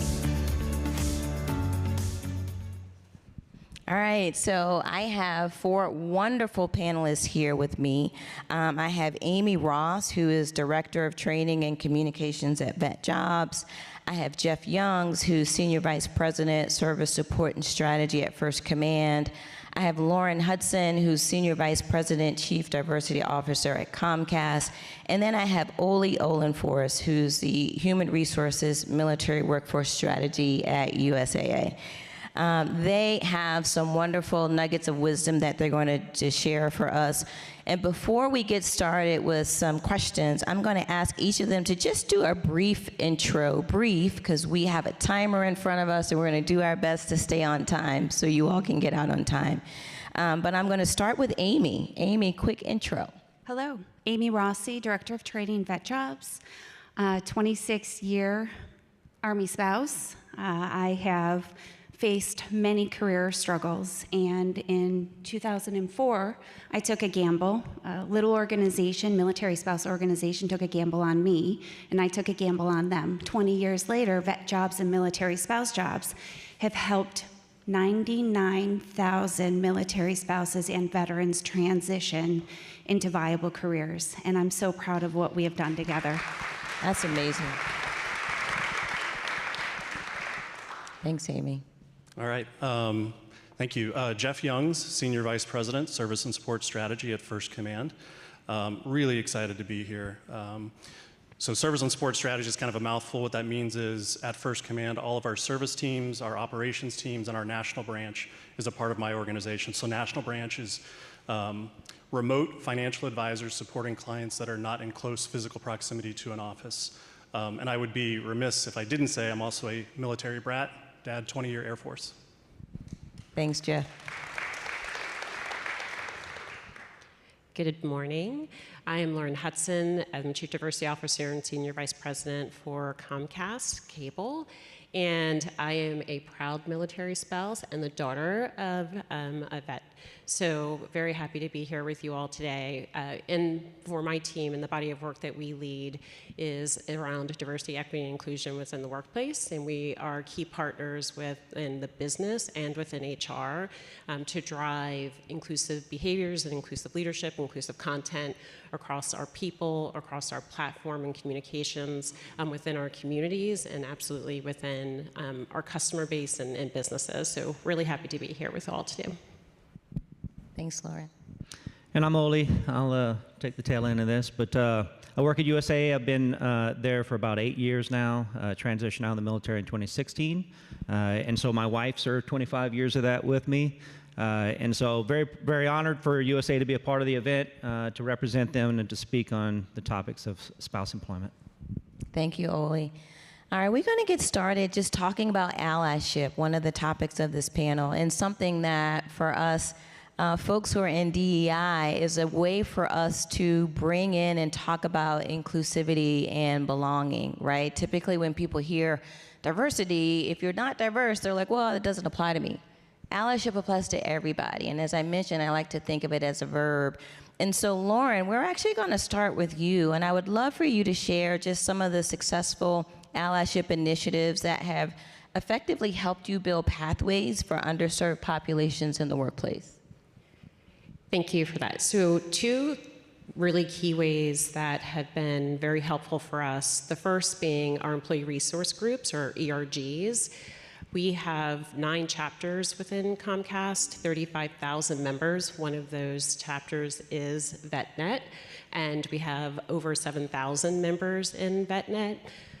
Part of the foundation of our ERGs is that you don't have to be to belong, meaning you may want to learn more about military spouses or supporting the military community. We have a women's network, so we really ask that not only that employees maybe join an ERG that they see themselves in, but also an ERG that they want to be an ally in. And so our 4 C's of our ERG just center around community, culture, commerce, and career, and really helping building those pathways within the work that they're doing within their communities. So that's the first. The second is that each year for the last 5 years, we have held a day where we come together as an organization and we celebrate the work that we do year-round. And that day is called DE&I Day, and we have a theme. And this year's theme was Allyship in Action. And one of the stories that we featured was a team. One of them is a leader within the organization, and he is he formerly served in the military. And he told the story of how he was building his team when he took the role and he had to build his team. And some of the things that he did, representing not only the military community, but wanting to have representation across many different groups within his team. And so he built with intention diverse interviewing panels, looked at his questions, looked at the ways that he was advertising and recruiting. So really he took many intentional steps to ensure that he was attracting diverse talent, that he was explaining why it was important for him and his team to have it, and just the success of that team and some of the things that they've done because of the various backgrounds that have come to the organization and the successes that they've created together. So those would be the two that spotlighting and really sharing across our organization during DE&I Day, the things that we're doing as teams, just organically throughout the year, and then sharing those best practices so that we can all listen and learn from them. I love that, Lauren, and creating those opportunities to share best practices. For some of the folks in the room who are listening, and for some of those in the room who are allies, what are some of the things that they can do to kind of collaborate and help to create some of those support systems and empower that emerging talent to overcome some barriers they may be facing? We have a couple of different things that we do. So one, I would say, is focusing on within our ERGs, that career component. So working with our talent organization and our learning organization to create pathways to bring more people in. So one of the things that I was really proud of that we've taken away is, or eliminated, the ability for a person to think that I don't belong here, which is leadership training. So generally in the past, people would say, oh, I have to be a leader to have leadership training. At Comcast, we all lead. And so you don't have to have a leadership title to participate in leadership training as you're progressing down your career path. And our ERGs are really leaning into how they support that career pathway. The second thing is we have this really fantastic program called Gigs, where a person who joins the organization joins with this fantastic set of skills. They may be sitting in a department doing customer service, but they came with a unique skill set of, let's say, programming, but they're not using that skill set. But another teammate could need programming on their team, and so they can do a gig in that organization, go over. They can learn about the team, they can learn about the opportunity, they can continue to build those pathways. So those are really great ways that we're providing pathways to share talent across the organization, but also share potential career opportunities, networking opportunities, and giving folks those options to figure out their career path. And then lastly, I would just say, really focusing in on mentorship and sponsorship. Many of our ERGs have mentorship and sponsorship programs. We know how important it is, especially when members of our military families join Comcast. They may not know many people. So ERGs are a great way to make connections, but it's also a great way for us to connect you with a mentor so that they can answer questions and help point you towards resources and things of that nature. So mentorship is really, really important, and our ERGs do a fantastic job of standing up mentorship programs. And through that, sometimes they are identifying sponsors, which really help foster that feeling of belonging, but also that support system that we all need as we navigate the organization. You know, Lauren, I love the call out about mentorship and sponsorship, really important, and actually a great segue into a question that I have for Amy, where, most of us have at least three generations of folks on our teams, if not four. Gen Z is all about continuous growth and development. And so, Amy, I'm curious, how can employers guide young professionals through career development and advocate for this next generation of leaders? I'm really going to talk about the 3 T's. You have to invest time, tools, and trust in young professionals. It's important to let young professionals take on new and challenging tasks, give them the tools to be successful, both internally in your organization and externally as you help people from cross collaborations, and then invest time into the young professionals to mentor them to success. I'm going to give an example. We had a woman, Cheryl, come into our organization. We helped her transition to to a college institution. And she was given a task of fundraising. She'd never fundraised before, never been a project manager or leader. She came back to our organization and said, "Do you have any resources that I can use to help me with this?" Because I raised my hand and said, "Yes, I can, I will try."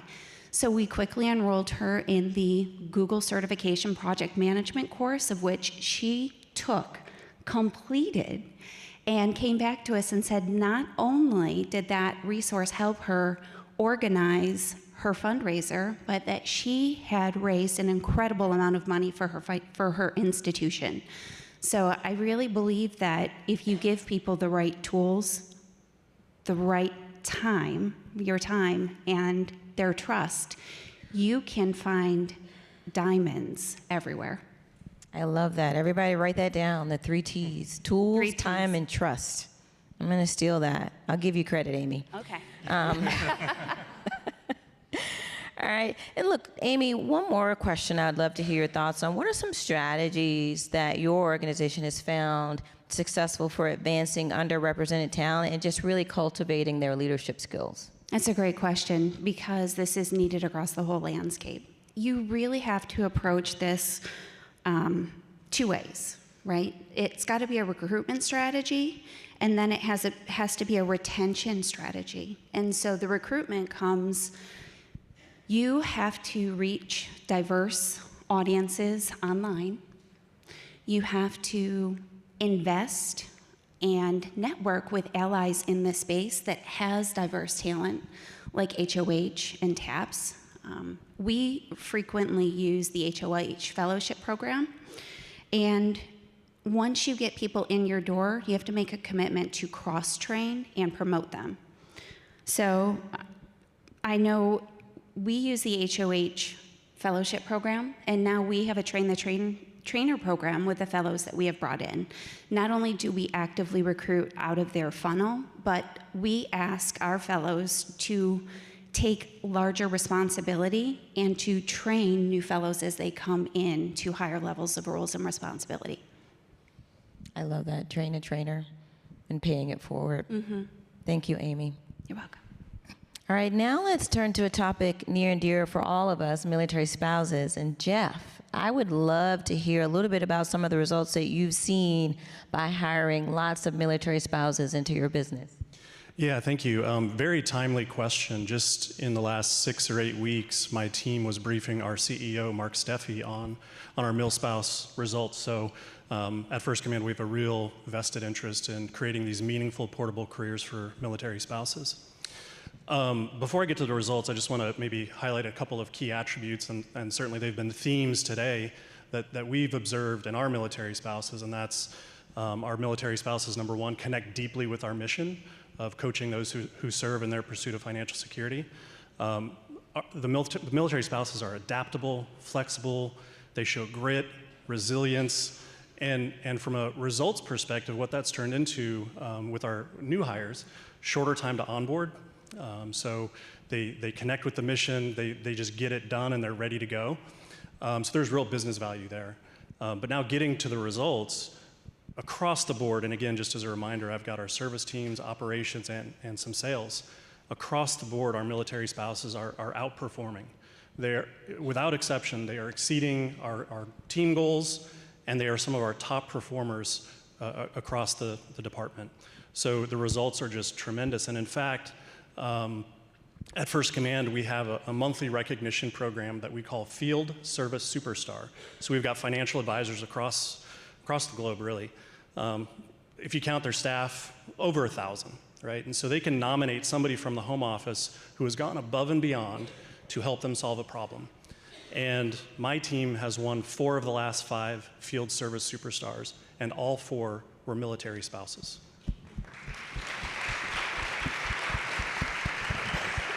Jeff, that's amazing. And look, you shared some of the learnings around military spouses, easier to onboard, top performers. What other learnings have you realized since kind of integrating military spouses into your business that we want people in the audience to hear, because we want them to also focus on employing our military spouses? Yeah, I'll maybe start with the obvious one and maybe the biggest, but having a remote, because all of our military spouse positions today are 100% remote, but having a remote, meaningful, portable career reduces stress for our military spouses when life events happen. So PCS, birth of a child, what have you, it reduces stress. So that's feedback we received directly from our military spouses. So I'd start there. Secondarily, one of the learnings, and maybe it was a concern, was with our mil spouses being 100% remote, would they be able to connect with the team? Would they feel like a part of the team when the rest of the group is hybrid, sometimes in office, sometimes remote? And what we've learned and what we found is our military spouses, that's not an issue. They're very active, they are very engaged, and they have assimilated very quickly, so they are part of the team. So being 100% remote has not been an issue. And maybe the last learning that I'll highlight here is, when we started our military spouse programs 18 to 24 months ago, we literally started with, onesies, twosies, a position here, a position there. And so we started really small. And what we found, again, probably stating the obvious, is that the mil spouse community is just that. It's really tight-knit. It's a really small community.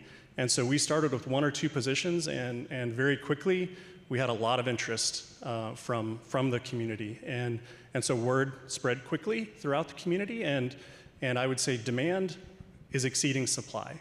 So while we're really proud of the work that we've done, there's still more work that we can do, and I think more work that we can do here in this room to create more of those meaningful portable career opportunities. Jeff, thank you so much for that. The one thing I'll share too about virtual, one thing that COVID taught us is we can all be effective virtual, right? So let's not forget the lessons we learned there. We can still experience culture. We can still bond as teams. And we need to keep that in mind as we're looking to employ the spouses. Last but certainly not least, Oli, would love to hear from you just how organizations can measure the effectiveness of their efforts in supporting and nurturing emerging talent, and what metrics might they want to think about in doing so? That's a great question. And I can't just reply with ditto. No, we need more than ditto. Okay, so USA is in a fortunate position, right? I mean, we've been around for over 100 years, and we were founded by the military for the military. So it's in our corporate culture, which is what I would start with. Companies need to have a culture where military spouses can see them in those companies, right? Same with veterans. And if they don't, statistically, is what it shows is why they tend to leave the company within the first year at a much higher rate, which increases into the second year, right? So we've done a very focused effort in doing that, but it starts with the tone at the top, is how we kind of talk about it internally, right? If you don't have executive sponsors, if you don't have executive buy-in, then it's like Sisyphus, right, who's pushing the rock uphill. And we've done that for many different times, but our approach is to always start with executive buy-in to ensure that if there's budget allocations, resource allocations, whatever it is, if we're going to be standing up new programs or continuing to grow the programs that we have, our primary focus is that. That leads into the data. It was mentioned in, I think, an earlier panel on the challenges that military spouses tend to not self-identify. So we have a very strategic approach in trying to get them there. But I think if the corporate culture is right and they see themselves in that company, they're going to self-identify. They want to be known that they're working at the company, and the company needs to promote that internally and externally as well as part of their brand and marketing. Yeah, I agree with you. Create an environment where people are comfortable self-identifying because they see the benefits in doing so. Oli, one last question for you, and that is, how do your organization's goals tie in to the recruitment and retention effort for military spouses? How do you make sure that it's tied into your organization's goals? It's a ripple effect, right? So again, I'll go back to the executive buy-in. And so when we establish, or if we're going to establish a new program, which we're about to roll one out this week, actually, you can maybe find that on LinkedIn. But anyways, or on our job board. But when we're standing up new programs, it goes back to how we're going to be identifying them when they're coming in, and the programs that we have, more importantly, to retain them on the back end. We're very focused on not standing anything up unless there's a way that we're going to keep them in the company. About 12% of USAA's total workforce is made up of military spouses. We're very proud of that. And since we started with a fellowship program, which is a fantastic pipeline for us, we've hosted over 300 fellows, and a significant portion of that were the military spouses. And we've modified our program over time to be a direct hire program. So now anybody that's applying for our jobs, they're full-time roles that they're competing for and have contingent offers for going into the fellowship. So we've grown our programs, but primarily it's because we understand their value. We understand that they are future leaders in our workforce and in our industry, and so we want to ensure that they have the best opportunities available to them when we bring them into the company. Yeah, and I love the play there for the Fellows program. It's a wonderful program. It's a program that I had to do a shout out. Yeah, we have to give a shout out, right? It's such a wonderful program. And then it's okay, Oli, that you did a little shout out for your job board too. We'll allow it. We'll allow it. All right, look, I could probably talk to our panelists for much longer, but we are at time. So join me in thanking our panelists for sharing some words of wisdom today.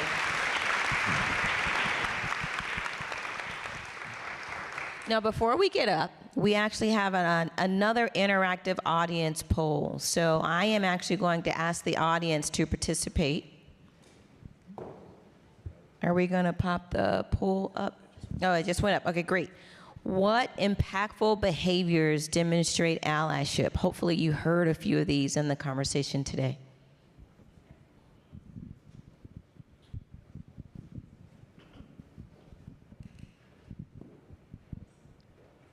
All right.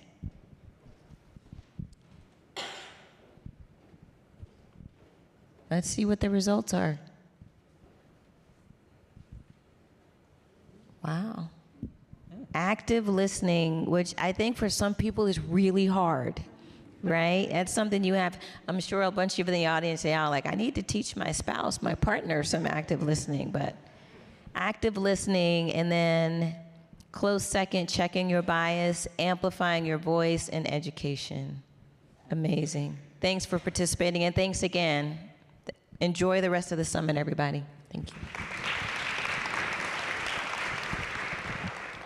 Please welcome to the stage the Senior Director of the Military Spouse Program for Hiring Our Heroes, Melissa Sanderson.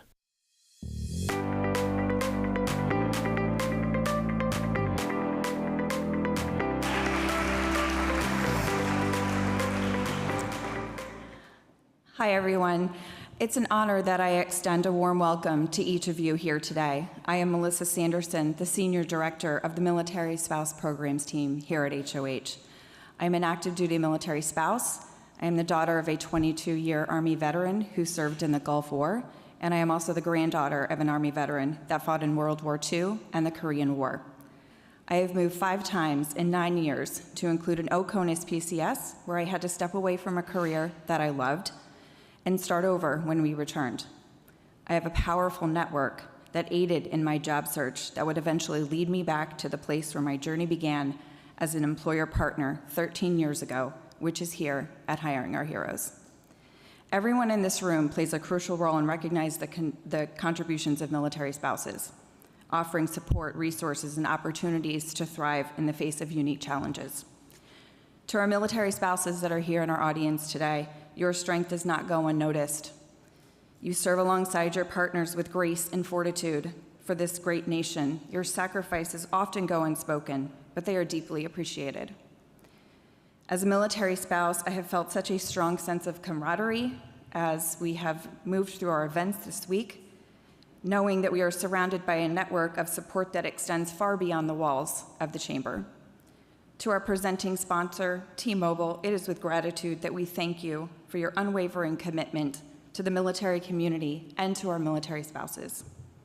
I am delighted to invite Derek Doan, the Director of the Northeast Region Public Sector and Education Sales with T-Mobile, to the stage for remarks. Derek's commitment extends to his role as co-chair of T-Mobile's National Veterans and Allies Employee Resource Group. His dedication to service is deeply rooted. Having spent 12 years serving his country, Derek served 2 years in the U.S. Navy and an additional 10 years in the U.S. Army Reserves, where he graduated with honors from the Primary Leadership and Development course, earning the rank of sergeant. Please help me welcome Derek to the stage.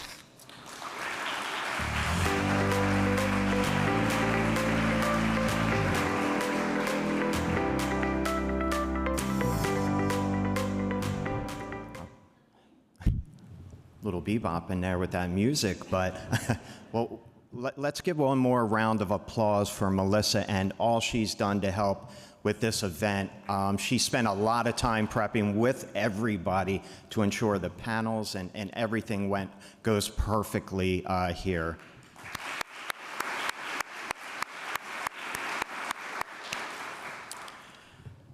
So Melissa gave my introduction, so I won't cover that. But first, I just wanted to thank and express my gratitude to the leadership team at Hiring Our Heroes for their outstanding work. As a veteran myself, it humbles me to witness organizations like HOH or Hiring My Heroes that step up and ensure veterans and military spouses and their families have the necessary resources for employment. I've witnessed and talked to so many military spouses in my time at T-Mobile over the last 11 years, and it's truly inspiring to me. T-Mobile is so honored to be the host here for the 8th annual Military Spouse Summit, and it's perfect timing, and I'll tell you why. We're incredibly proud to share that in 2018, we put together a commitment from our company, from our CEO down, that we would hire 10,000 military spouses and veterans to our business. And as of May 1st of this year, we hit that goal. So I'm really proud of that.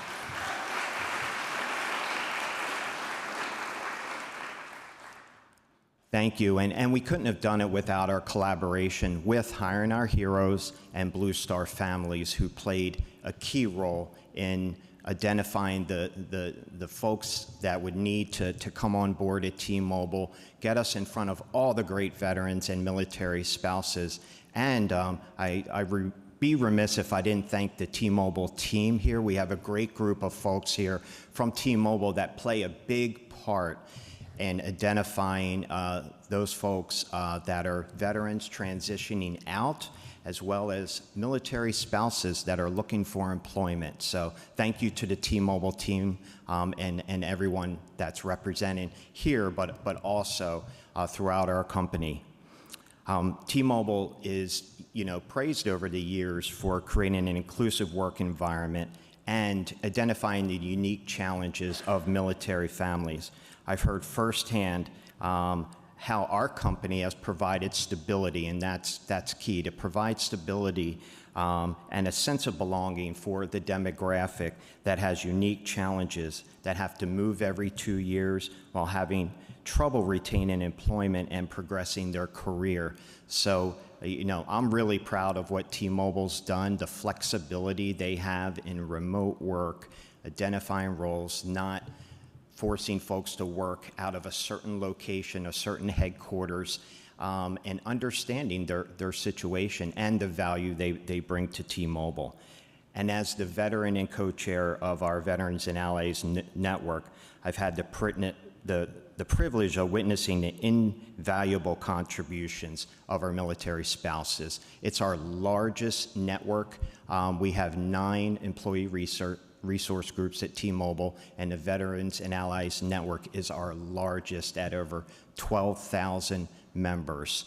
And that's grown over the years significantly. And being that it's Military Appreciation Month, we got to meet with 1,000 of those members just yesterday to go through continued efforts that the company's making to support those as employee veterans and other things that those groups, and there's about 37 individual groups and chapter leads that go out and do community events every single year throughout the entire year, not just in May or November during Veterans Day. They spend the entire year working with the VA and other organizations to support our veterans and military spouses. Lastly, at T-Mobile, we recognize the significance of creating pathways to economic opportunity for military spouses and their families. Our approach involves offering meaningful and flexible career opportunities, like I mentioned before, and supporting them to acquire new skills and enhancing their professional resumes. Again, I wanted to thank our friends at Hiring Our Heroes and all the corporate and public sector supporters. We could not accomplish this alone, as everybody knows in this room. And in true American fashion, it's a collaborative effort that exemplifies our shared commitment to service. And as T-Mobile says, one of our mottos that has been over the last 11 years that I've been here is "We won't stop." And that's something my president, Callie Field, who's also our executive sponsor of our Veterans and Allies Network, just mentioned yesterday that we won't stop. We're going to continue to hire veterans. We're going to continue to hire military spouses. And we want to take that 10,000 number and see that grow to 20,000 over the next 5 years. So thank you, everyone, for being here.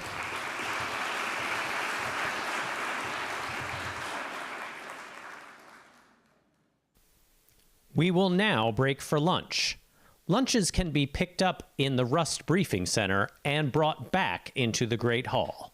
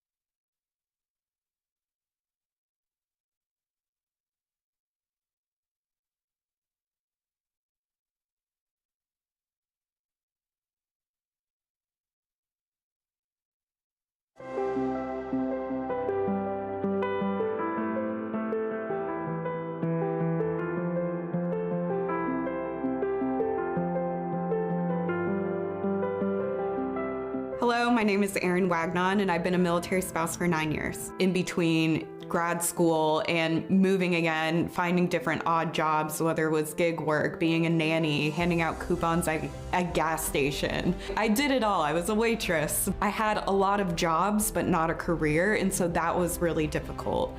Moving to a new state is always overwhelming. You don't know the area, you're learning everything, but it was a really warm welcome to know coming in immediately in my PCS that the state of Maryland was supporting me with this workforce grant. One of the things that we know in this day and age, in order for a household to thrive, you more often than not need 2 income earners. And so the fact that the military spouse community faces a staggering 21% unemployment rate, a number that has not changed for the better part of 20 years, that to me makes this a national security issue. We have this workforce shortage here in Maryland, whether it be in healthcare or teachers or more. We had to look at ways to say, what are the things that we could do to remove some of these barriers for these bright, capable, experienced individuals? I was submitting resumes into a black hole, hearing nothing, and after a few weeks of being really discouraged on my job search, I saw on social media the Hiring Our Heroes corporate fellowship program and that they were doing it for military spouses. And literally within a week, I had 3 different job offers of different places that wanted to host me as a fellow. I was able to be in a 12-week paid fellowship while I was exploring what to do with my career in this area, and ended up with me getting my first full-time job in the National Capital Region. My last job was as senior advisor with joining forces in the Office of the First Lady. It was quite the journey going from being a waitress in Savannah, Georgia to now working at the White House and affecting public policy at the highest levels of government. In December of 2023, they actually declared 2024 the year for military families here in Maryland. We were really excited about that because it meant that you now have the full weight of Maryland state government behind pushing on addressing some of the challenges for this community. We were one of the first states to sign on to the 4+1 commitment. We've joined officially the Military Spouse Employment Program, which means that our roles in Maryland state government are going to be available to the military spouse community. My hope is that, we're the first MSEP state.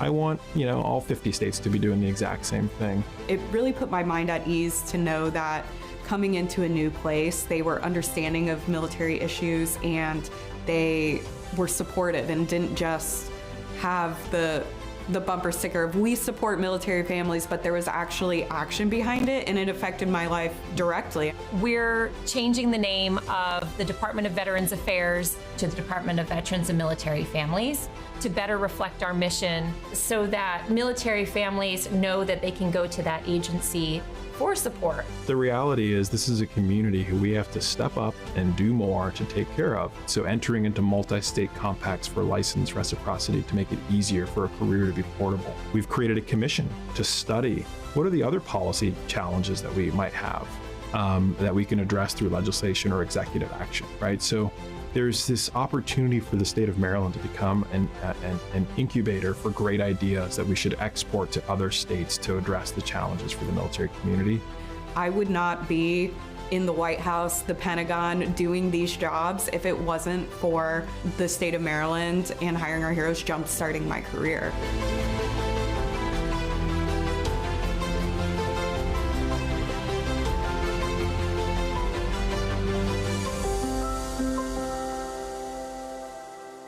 And now, to present the Community Impact Award, please welcome back from Hiring Our Heroes, Melissa Sanderson, and welcome from Deloitte, Rosemary Williams.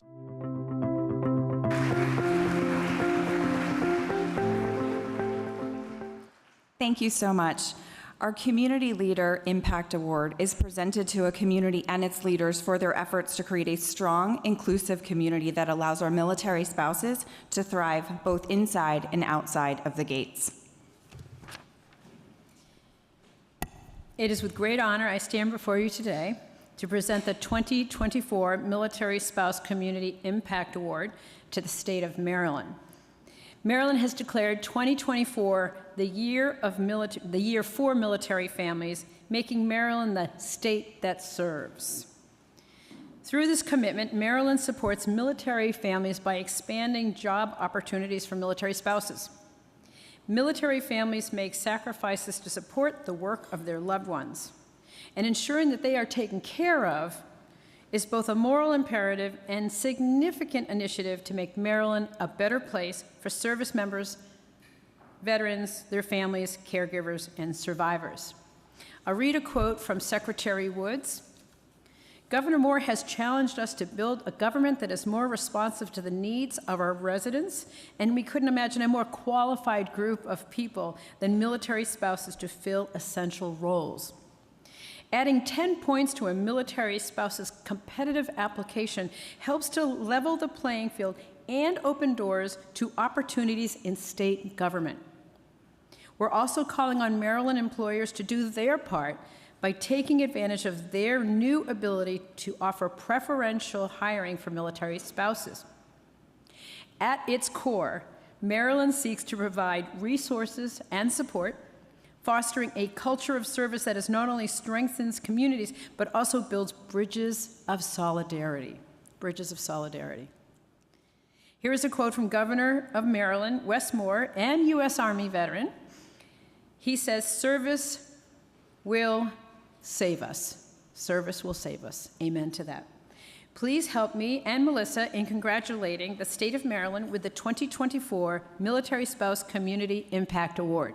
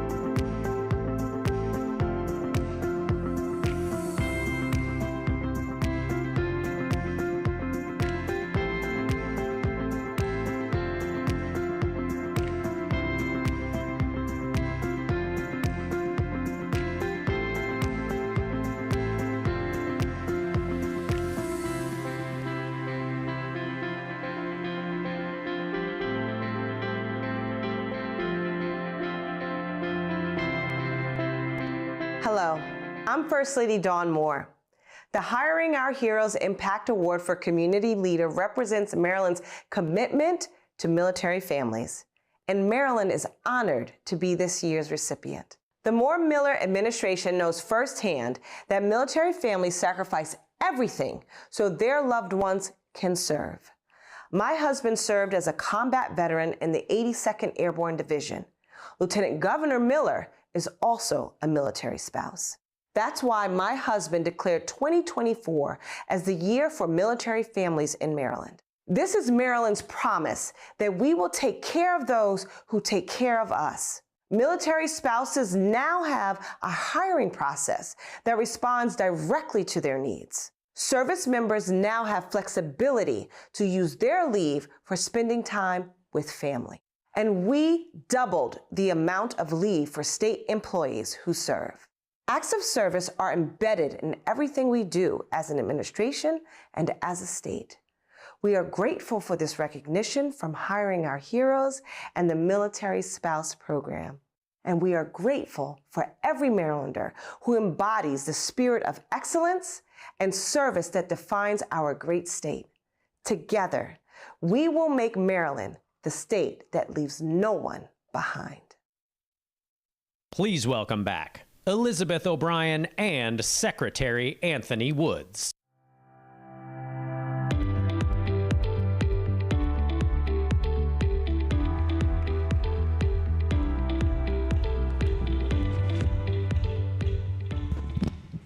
Well, we're back, and congratulations to you and the state of Maryland. Thank you very much. Thank you. I have loved the journey of the last year of getting to know you, your team, the tremendous impact, but most importantly, the fierce advocacy that is occurring in the state of Maryland because we have a veteran in two very important seats, a military spouse, that legislates and creates change. And really what I'd love first, if you're willing, is if you will share with the audience a little bit about yourself and your journey and how you ended up here. Absolutely. Well, one, I just wanted to say a huge thank you to Hiring Our Heroes and the U.S. Chamber of Commerce Foundation. As we were walking up, we mentioned that the work that we're doing, it really is guided by people in this room. You have helped to create the blueprint that we're following, so that's certainly that.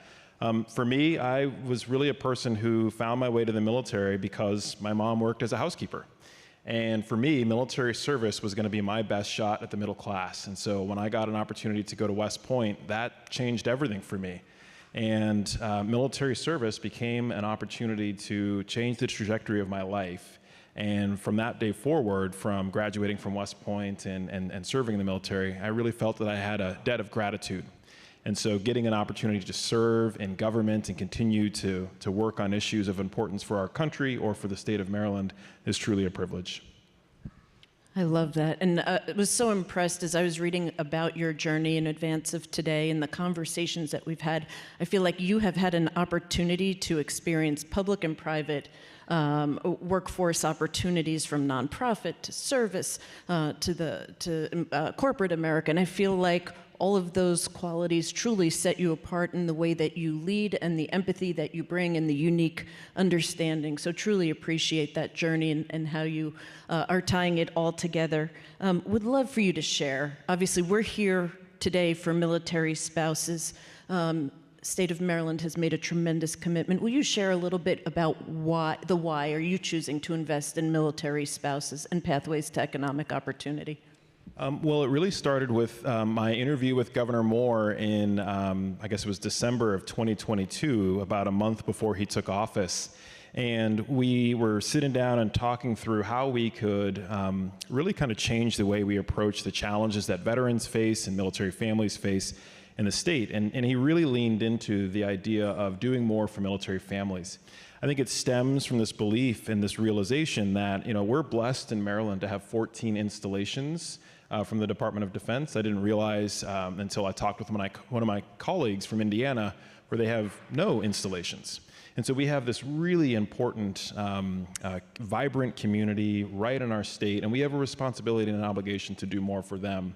But there's also the practical reality of realizing that veterans and service members thrive when their families thrive. And so when you start to focus on the challenges that are addressing or affecting their families, you really can make an impact on the individuals themselves. And so we thought it was synergistic to focus there. And it's been very helpful, as I said at the start, to have organizations like Hiring Our Heroes or Blue Star Families really paving the way, doing the hard work, doing the research to help us find solutions that are practical and that we can implement at a state level. When Rosemary was speaking a bit before about the state of Maryland and the award, referenced the 10 points that military spouses will potentially receive on their application. Can you talk a little bit about that and how you are changing the culture internally in terms of state hiring? Yeah, well, when we learned about the 4+1 commitment or program, we were very excited to be the first state to sign up and sign on to that. And so we looked at, well, what are the ways that we can implement this in a practical way that's going to live well beyond this administration? And I think that's what anyone in government should always be thinking. How do you create things that are enduring? And so we were able to go through and tick off pretty quickly the 4+1 commitments and achieve most of those. We were really proud to become the first state in the country to become an MSEP partner, which we think is really incredibly helpful. So now we have all of our Maryland state government roles are available and advertised to military spouses through their portal.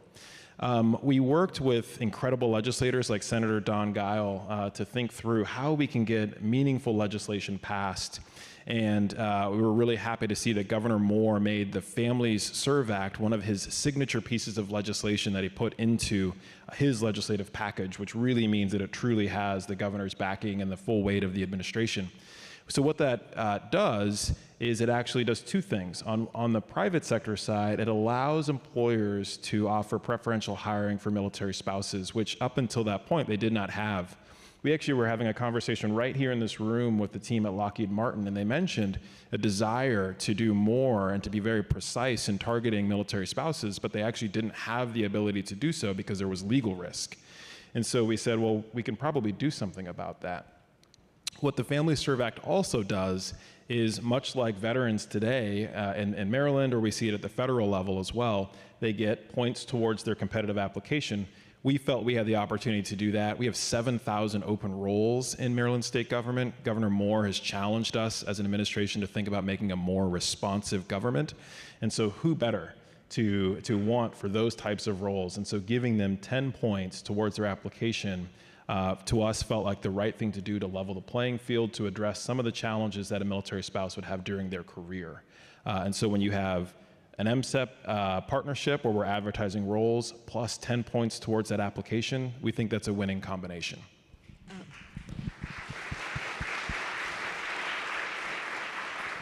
It is absolutely a winning combination. And when you think about 4+1, MSEP, 10 points added to your application, you are sending a very strong signal to other states. And I know in our conversations that you think it is unbelievably important that other states rally and create that change, right? This isn't just for the state of Maryland to be successful, but truly a whole of nation approach and impact. And so why do you think it's important that states rise to the challenge and leverage the opportunities that are out there? Well, I think one of the things that I've appreciated most about this, we're fortunate to be in the Washington, D.C. area. There's no closer capital to Washington, D.C. than Annapolis. And so that's allowed us to really work with the Department of Defense directly and leaders there, and to really understand the really important role that they're playing. And we realize we have a responsibility to be a good partner to the Department of Defense in this work. They will move a family, they obviously pay a family, but we as a state have a responsibility to welcome that family and to help them integrate into our communities. They go to our schools, hopefully they have jobs in our state, they move into our neighborhoods and our houses. And so we have a really important role to play in making sure that we make it easier for that to happen. This is why we're taking license reciprocity very seriously and entering into multi-state compacts. This is why we've worked internally to make sure that we're able to recognize licenses quickly and easily across the various departments that issue those. This is why we want to see more Purple Star schools, because when you do all of these types of things, it helps to create a more military family and military community friendly state, and states play a really important role in doing exactly that. Absolutely. And we know that military spouse employment, economic opportunity has a host of implications on the entire family, from schools to housing to food insecurity. Are you starting from the seat that you see in to see a shift where companies, organizations, nonprofits in the state of Maryland are coming to the table at a higher rate to build impactful solutions? Yeah, we are. I think one of the things that's really important to realize about Maryland, we actually enjoy the lowest unemployment rate in the country. We're at 1.9%. And on one side, that's great, right? And we're really proud of that statistic. But what it also means is that our economy can't grow until we have more folks participating in our labor pool. And so this means we have to find pockets of talent who traditionally have been on the sideline or have barriers that are preventing them from entering into the workforce in the same way. And so when you look at the statistics of who our military families are and the fact that they are over-skilled, they enjoy higher levels of education. This is one of the things I appreciated the most from LinkedIn's Veteran Opportunity Report, is it told us a tremendous amount of insight and information about what this military community more broadly is bringing to the table.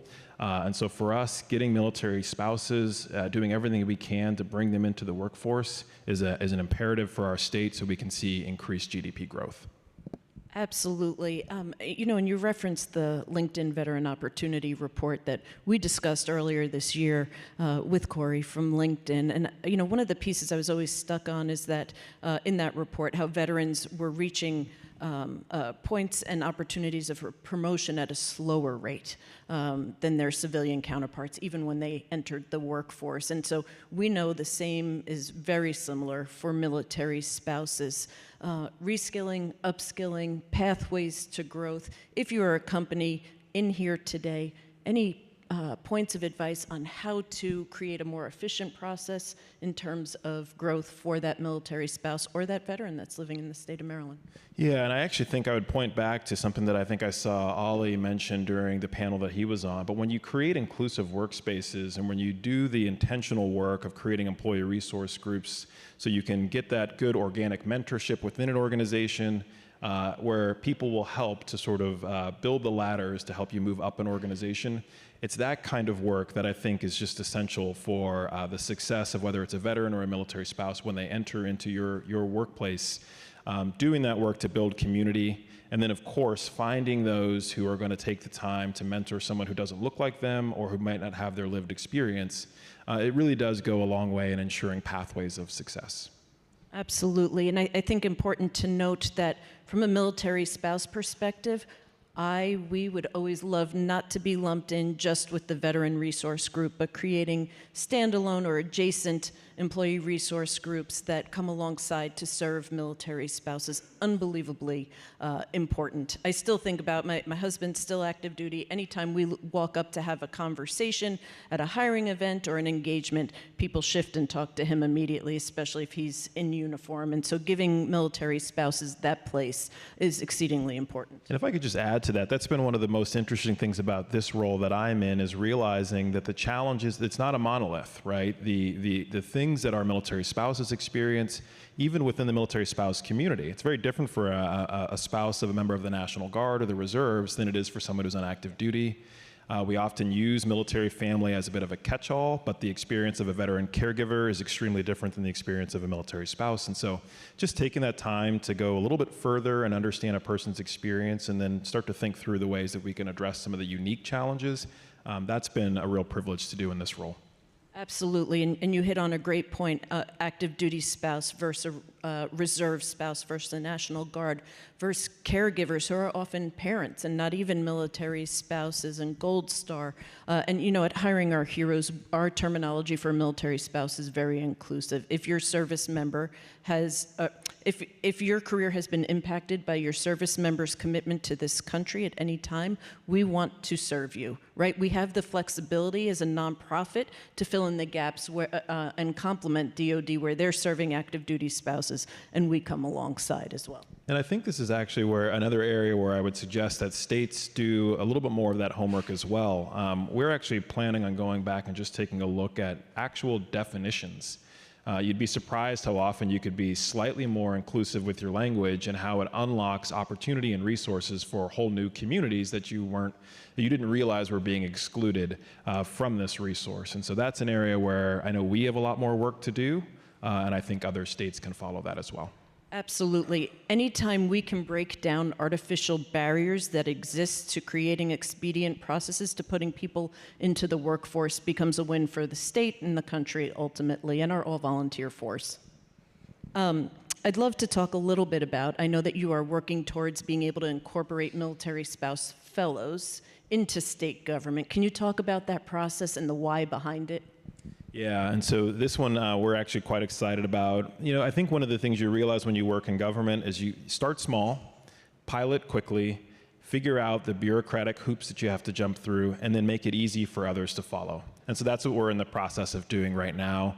I'm really excited about this. We had a lot of success and a lot of luck with our SkillBridge Fellow, which I actually believe was thanks to Hiring Our Heroes, actually enabled that.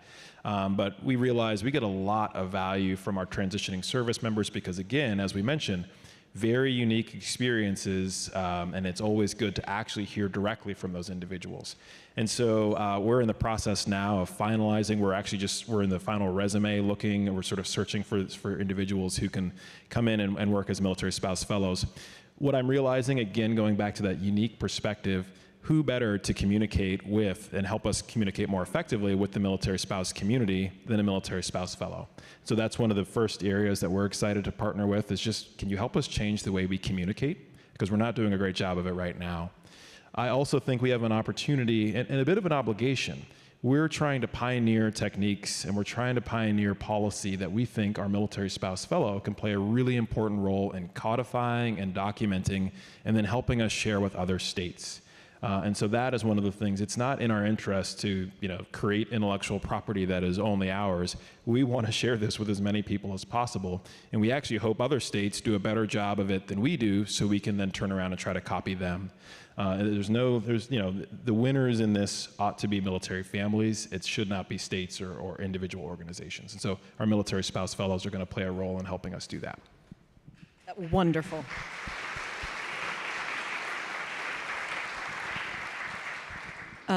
Earlier we heard from Erin Wagner on the State of Maryland video, and I think her story perfectly illustrates the power of states working together.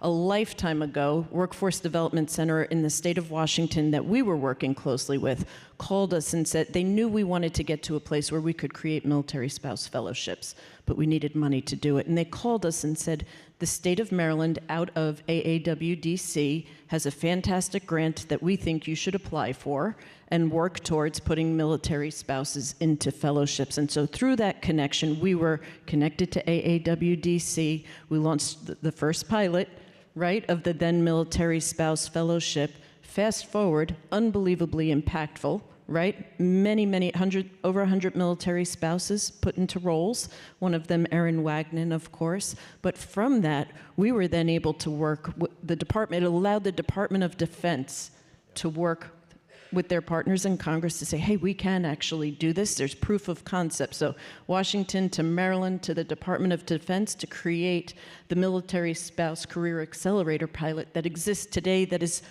probably going to hit 800 military spouses placed into roles. So states play an unbelievably important role in those pilot programs to proof of concept to impacting whole of nation. Yeah, and my hope is that we actually, I'm putting this out into the universe, I'll manifest this now, but my hope is that, it is actually a pretty short fellowship. And so what I would love to see is how can our state step up and look for new funding resources so we could extend those fellowships just to really make sure that the military spouse is able to have an even longer impact in the work that they're doing and increase the likelihood that they're able to transition into full-time employment. And keep them in your community. Amazing. We have about 30 seconds left, and I've been harassing everybody for not being good listeners on the timer today. So any final calls to action? I'll just sort of repeat what we talked about. My hope is that next year, it's another state who's up here who's receiving this award. I hope they're going to do something really impactful and impressive that they share with other states and that we can copy. This is one of those sorts of situations where the friendly competition amongst states is only going to do good things for our military connected community, and that competition ensures that our national security and our national defense is made stronger as a result of it. So thank you very much for all that you do. Thank you. And thank you to the state of Maryland and your team that goes to work on a daily basis to create impactful change. Thank you. Hi, everybody. I'm Governor Wes Moore.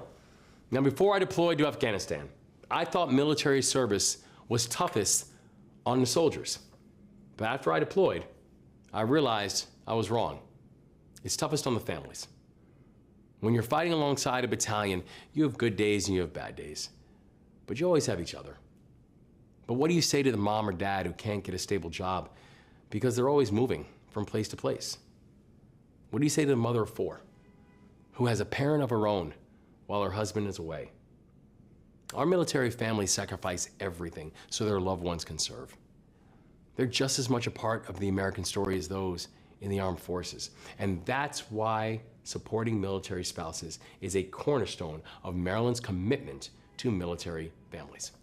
One of our legislative initiatives this year created new pathways to employment for military spouses. It's called the Family Serve Act, and it acknowledges the challenges our military families face in maintaining careers amidst frequent relocations.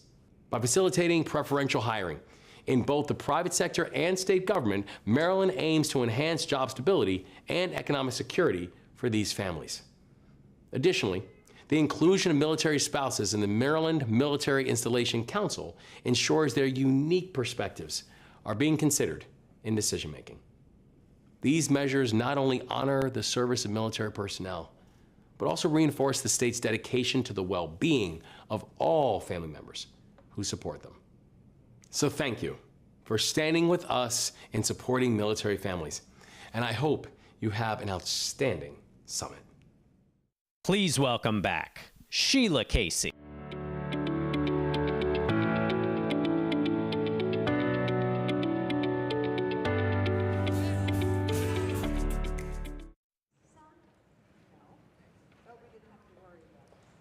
How about this? Oh, much better.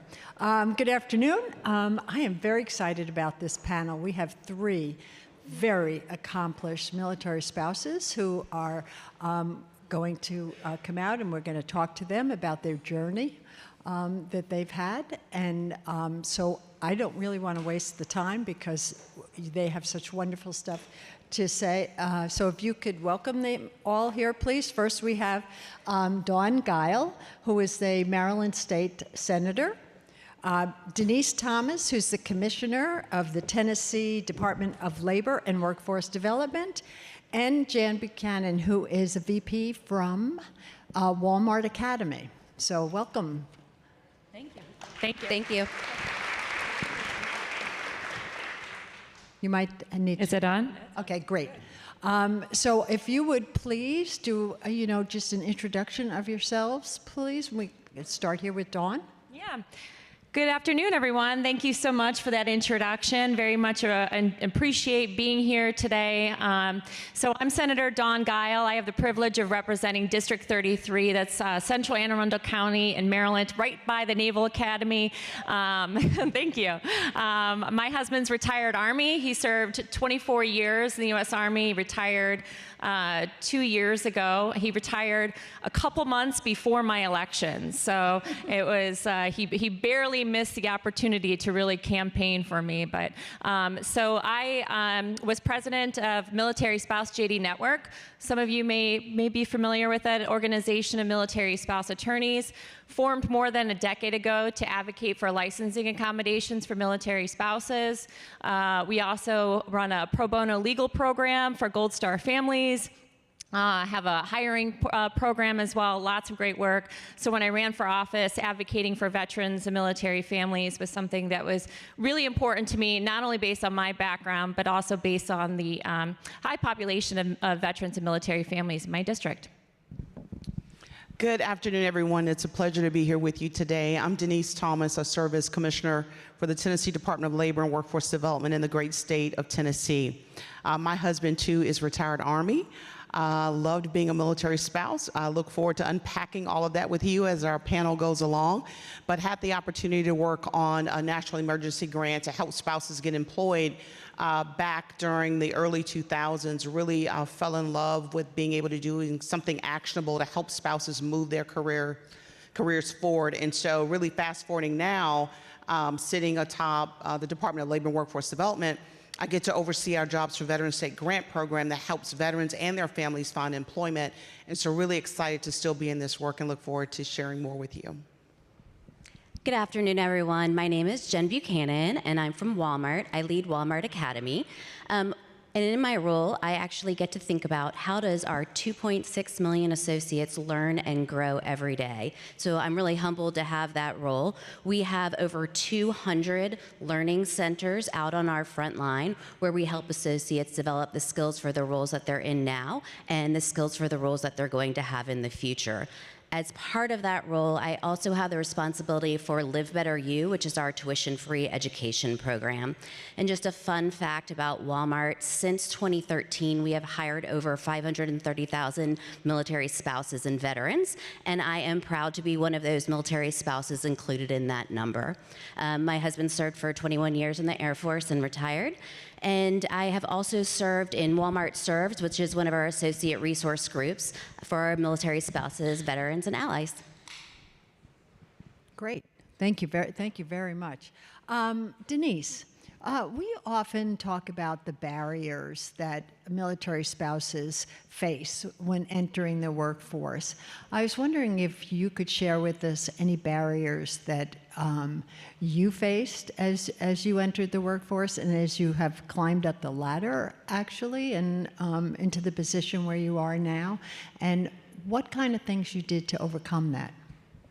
Yeah, so I think if you're a military spouse, this is going to ring very familiar for you because we've probably already been there, right? Like when I started this journey with my husband, I had no idea what it meant to be a military spouse. I just graduated college. I was excited. I was going to take on and change the world. I remember having my first interview and someone looking down, looking up and going, "Oh, you must be a military spouse. So how long are you going to be here?" And I was so ill prepared for that because I'm like, what's the problem? I'm here now. You know, what's the issue? But then that became a common thread as I interviewed. The question was always, well, how long are you going to be here? You're a military spouse. And I just remember thinking, you know, not only is this so grossly unfair, I've never really been able to have an opportunity to showcase how I can benefit your organization. So you got to kind of know me as a person. So I certainly didn't feel sorry for myself. Now I'm like more determined to kick the door in because I'm like, wow, now somebody has thrown up a roadblock here and we haven't even gotten down the path yet. And so I saw that kind of over and over playing itself out. And so the next time I had an interview, I said, well, before they get to that question, I'm going to just disrupt it before it becomes a thing. And so I went to my next interview. And they looked at my resume and they looked up and I said, oh, that's the cue. And I said, before you even ask the question, yes, I proudly serve as a military spouse and I don't know how long I'm going to be here because you don't know how long you're going to be on your job either. But while we're here, we're going to make the best out of it. And either out of sheer disbelief or sympathy or a combination of the two, I got the job. But whatever works, fear. Right? Whatever works, right? And so, but that really got me thinking about, wow, you know, surely I'm one of millions that are kind of going through this. And so, you know, the more that I got acclimated and started to get experience under my belt, it became less of an issue. But specifically, I remember it reared its head again when I interviewed for a leadership position because, you know, typically organizations want to make sure their leaders have some staying power. But by then, I'd gotten all tried and true on tested and what would work and what didn't work, and so it became less of an issue. But I will tell you, once I started my position in leadership, I was bound and determined that not only would I hold the door open for military spouses, but I would make sure that door forever stayed open and whatever I could do so that someone would not have to go through the same thing. And that's what I really love about this, is that we've all experienced perhaps the exact same barrier, but we've been able to do things that are extraordinarily amazing despite those challenges. And so I make it my business when I interview someone or I know someone who's a military spouse, it's like, you know what? You got an automatic in because I know what you've gone through to be here, and I just know the body of work that we have as spouses. So it's been pretty incredible. That's great. And to take it, you know, just one step further, what strategies have you seen work effectively in promoting a more inclusive workplace? Yeah, I think being able to not let someone limit your story based on who you married.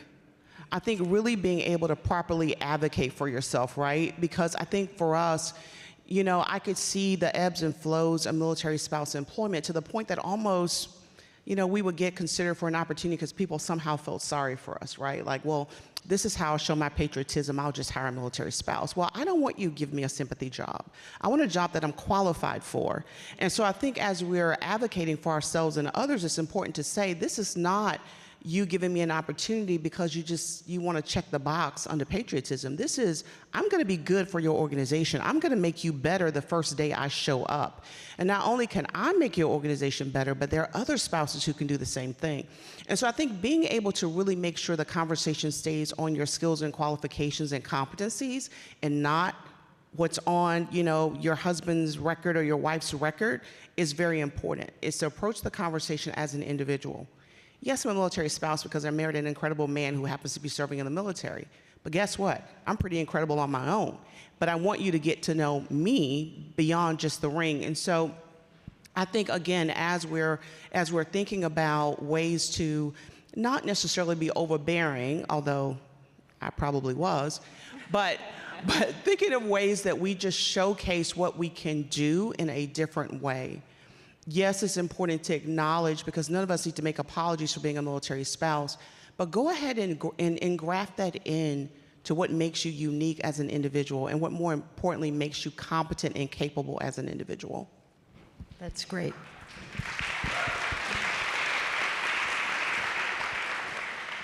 I'd like to kind of change directions right now and talk about the importance of networking. Sometimes I don't think military spouses realize that they are networkers, because every time they move and they're looking for, friends and having to acclimate themselves into new communities, is that they are by nature networkers, but I don't think that they realize that and sometimes use that. So, Jan, what role do you think networking plays in advancing leadership careers? Yeah, absolutely. So I think networking is probably like one of the most underrated skills when it comes to, getting a job, or even once you get into the company, especially at the executive levels. But I'm living proof of what networking can do, and I didn't even really realize I was networking as I was doing it. No, I'm not sure if it was because I'm Italian, and that's what we do. We network. If you've ever been to an Italian wedding, I would have been at every single table. But also, as a military spouse, I learned to network. What do? You move every 3 years and you restart. And what do you think to yourself? Well, I got to be able to get to the mall, right? This was like back when I had the MapQuest directions. I've got to make some friends. I've got to get a social circle. And networking is just going to help my overall emotional and social well-being. So if I kind of like flash back 20 years ago in my career, we were, my spouse and I, we were at McDill, and I had finished college, and my dad said to me, I think you should go to graduate school, and I think you should do elementary education because you'd have a portable career as a military spouse. My inner feminist now would like rage at that, but it was a good advice to me at the time. But now I would be like, no, I'm gonna go do what Jen wants to do. So I went to school for elementary education, and then we got an assignment to Ramstein Air Base in Germany because I had this grand plan that I was going to go be a teacher on base. What I didn't realize when I got there was that's the job that every mil spouse thinks she's gonna go do when she gets there, and everyone's shaking their heads. And then I tried to interview, and people were like, there's no jobs here. But what it did ended up happening was I networked, and I ended up falling into a job with the DoD. And I worked at Customer College for the Air Force, training a customer service training program for geographically separated units across Air Force Europe. Then I worked for family member programs for the Air Force, building curriculum as a training and curriculum specialist, running Air Force programs. Then when we came back to the US, I worked on staff at CENTCOM, and then I worked at the schoolhouse for Central Command. And then, of course, I got I think I don't want to be active duty anymore. I think I want to do the reserves, and I want to fly airplanes for the Air Force and for the airlines, so let's move up north. And I was 8 months pregnant, and because I'm so good at moving, I packed my stuff up, I said goodbye to my job, and we moved up to the New Jersey, New York area. But here's where my networking played out again. I had a job lined up to go run an education unit with the National Guard, but I also happened to be on maternity leave. And when I was on maternity leave, I met another woman, because I'm so good at networking, right? Not even realizing it. We're out pushing those baby strollers together, and what do you do when you're on 3 months of maternity leave? You share everything about your life, right? You're going through this together, you're best friends. We shared everything. What I didn't know at the time was what her job was. And at the end of her maternity leave, she looked at me and said, so I'm going back to work now, and I'm the chief of staff at American Express. And we have this federal investigation with the Federal Reserve Bank of New York, and we need to build another compliance training program. And I just think with your background in building training programs, you'd be great for this role. And I was sort of like, why would I go to Manhattan and interview for this job? I'm so tired right now. I have another job lined up. She dragged me up there. I did the interview, and I got the job. So again, it was networking playing out. I was at American Express for about 4 years before I got a phone call from a recruiter at Walmart. I was a passive candidate. Was just via LinkedIn. He called me, and he said, well, we have an FCPA investigation at Walmart, and we need someone who's built a training program in investigative environment. Would you be interested in coming? And I was living in New York City, so it's kind of like you think everything's in New York City. So I was like, oh, are you like in Midtown? And he's like, no, we're in Bentonville, Arkansas. I was like, okay, I did know that. I read the Wall Street Journal. But the other thing about the recruiter was a veteran too. And that was one of the reasons why I called him back, and maybe because it was Fortune 1. But again, I flew down, I did the interview, and I kind of was on the fence of like, am I really going to pick up my life and restart and go somewhere else?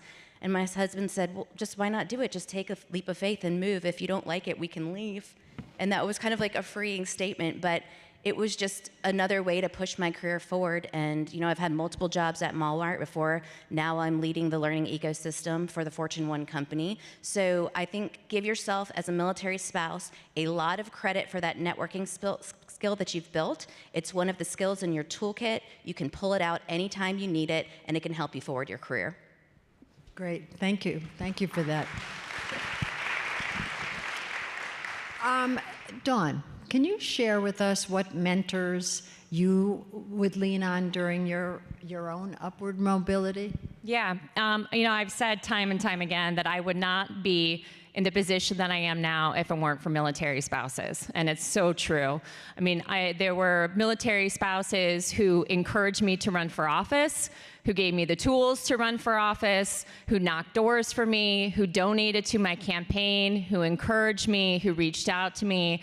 And if I could give some special shout outs, the organization that I was president of was founded by a good friend of mine, Mary Redding, who was frustrated moving from state to state and having to get relicensed in that state. She's an attorney.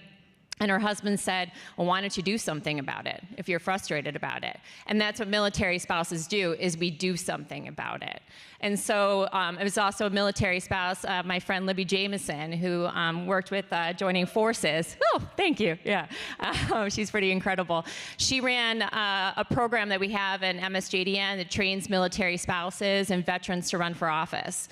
And I reached out to her when I was considering, you know, running, and I ultimately did the LBJ Women's Campaign School based out of UT Austin, also founded by a military spouse, Amy Kroll, and went through that program for a full year. And I thought, well, now what am I going to do?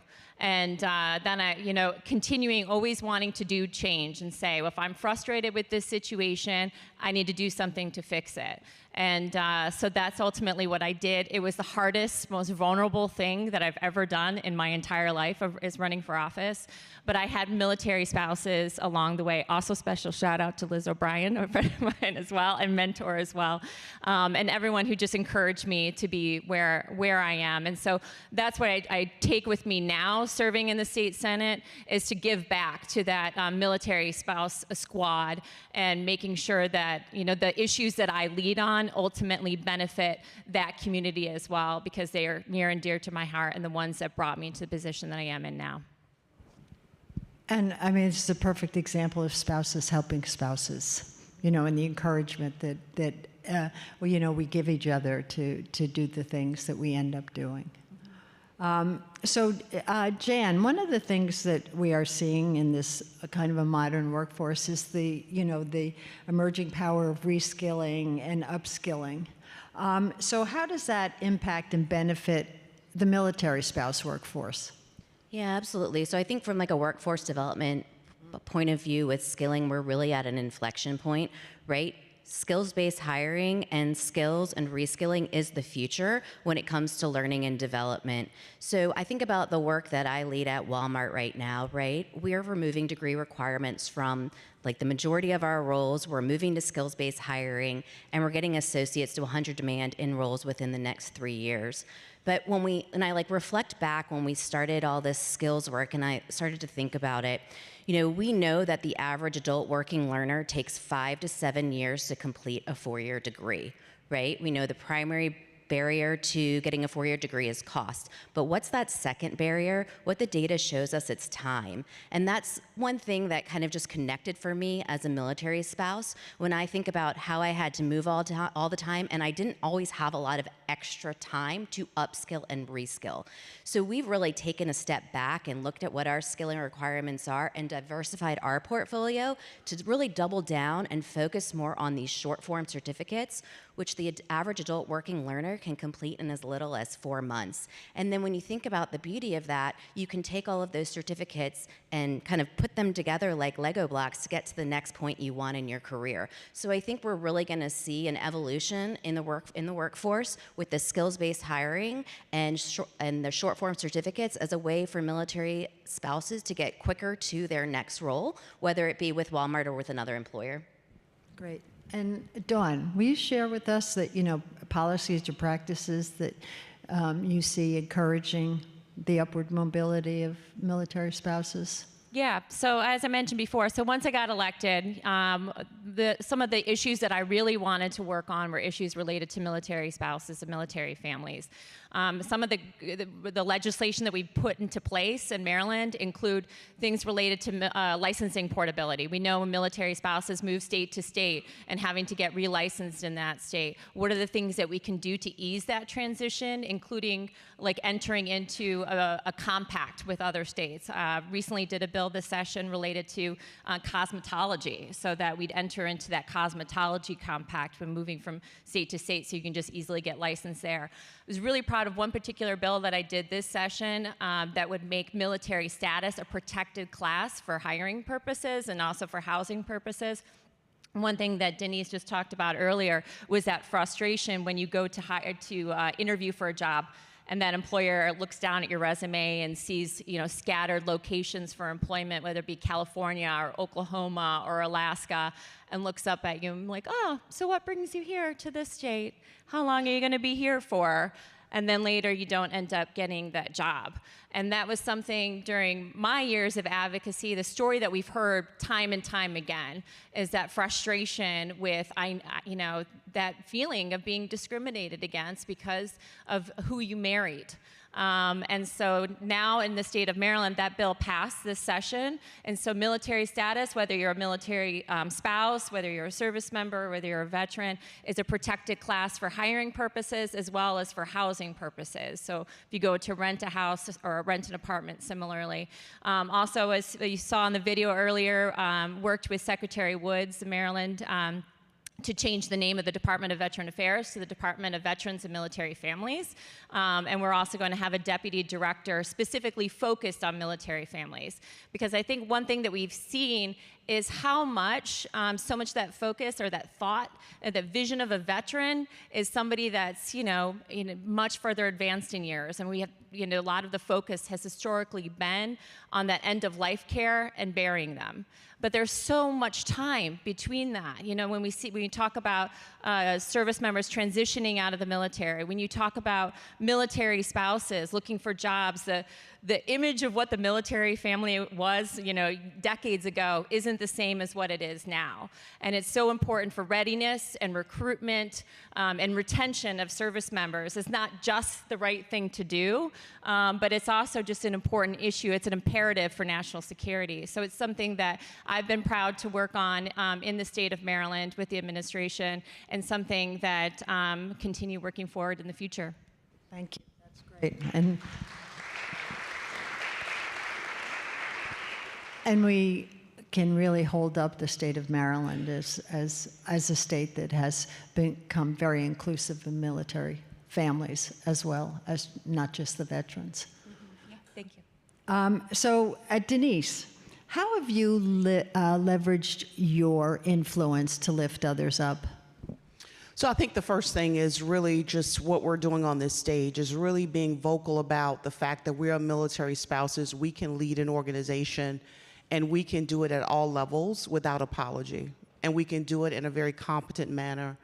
And so for me, it's important to always share the fact that I'm a military spouse, because I think that in itself deconstructs models that people long have of that military spouses can only do entry-level or mid-level work. And so I leverage that because I think it shows that, oh, well, how is that possible? It's very possible. You just need an opportunity and the right person to see past, again, who you married. I think the other thing, too, is making sure that when we're thinking through training and development opportunities, that we're sensitive to some of the unique circumstances that military spouses have. Because it's one thing to have all these great opportunities, but again, to your point about being time poor, really thinking about how practically can a military spouse take advantage of it. So really being open to influencing training and programs that allow for flexible times, for example. All of these things can really help. And so I will shout from the mountaintops to anyone that will listen. One, with great pride in being a former military spouse myself, but secondly, in saying how important we are to this country and to this country's economy and to the stability of families throughout this nation. That's great. Thank you. Okay, I'm watching this clock tick down. I have one lightning round question. I told them before we came out, I have one surprise question for you. And that is, if you could go back and give yourself one piece of advice as you started this journey, what would it be?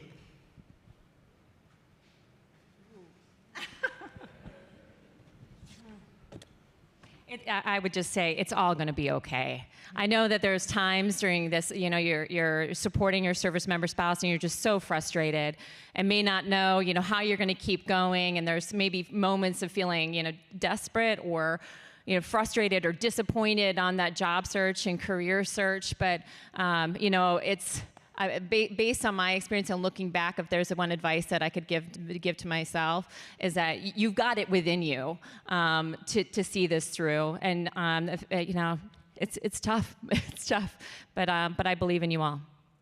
Yeah, I think to Dawn's point, if it doesn't break you, it makes you. And I think a point of honesty, but laughter is, if you don't like where you live, just buckle up. It'll change in 3 years. I'd echo everything you both said, and sometimes I think about it like grit and glue. Like, you can be the glue and you can have the grit too. And I think if I could have kept telling myself, that would have helped me as well. Great. I mean, this has all been great, listening to your journeys, how you got to where you were, because I think we all know that the path is not linear, and there are lots of ups and downs, but there is light at the end, and you do end up being where you're going to get. So thank you to all of you for taking the time to share with us this. And really, I mean, are these people not wonderful? These spouses?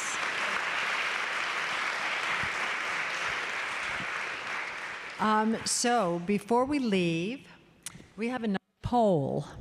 So here we go. What is an attribute that motivates you in a leader? Integrity, empathy, learning agility, or humility?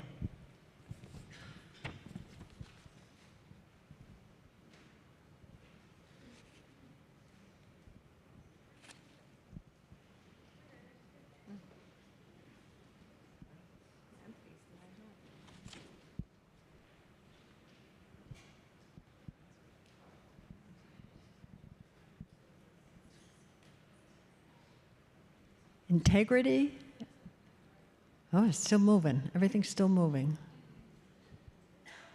But clearly, integrity is the big winner here.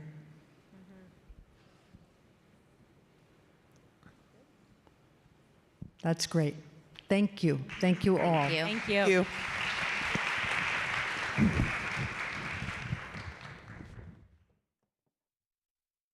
To present the Bonnie Amos Lifetime Achievement Award, please welcome the Senior Manager of the Military Spouse Program for Hiring Our Heroes, Elena Robbins, and welcome back, Eric Eversole.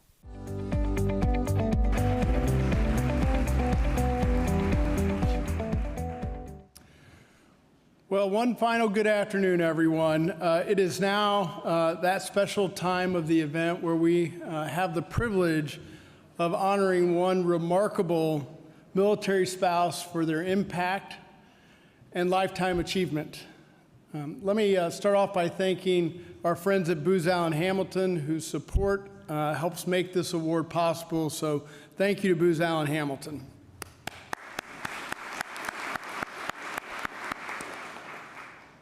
Now, I do have one disclaimer about this award. As some of you know, I am a recovering attorney, and so I like disclaimers and caveats, and sometimes I like to say habeas corpus because it's just fun. I have no idea what it means, but it is fun to say. Try it. But I do have a disclaimer about this award, and that disclaimer is this. Just because you win this award, this Lifetime Achievement Award, it doesn't mean your work is finished. And in fact, you can ask last year's recipient, Molly Raymond. We actually will probably ask you to do more work. So, But the award does recognize a body of work that sets a person apart from their peers. It is, of course, named in honor of Bonnie Amos, who exhibits an incredible passion and commitment to the military community and a never say never attitude. This year's recipient, Mrs. Holly Ann Milley, certainly meets that description and so much more. She epitomizes the attributes of a great servant leader who puts the needs of others above her own needs. She has led the charge on military spouse employment by not only maintaining her career as a practicing nurse through her spouse's military career of more than 40 years or nearly 40 years, leading by example, but also working aggressively on interstate compacts for nursing licenses to help military spouses who are professionals maintain their careers as well. On a personal note, I'm not sure that I've met anyone more caring for others than Holly Ann Milley. Whether it's the cookies she is known for, and they are really good, I had some earlier, they're really good, or just taking the time to see how others are doing, she's always there for people. And I could go on, but we have a video from a lot of people who have a lot more to say about Holly Ann. So please play the clip.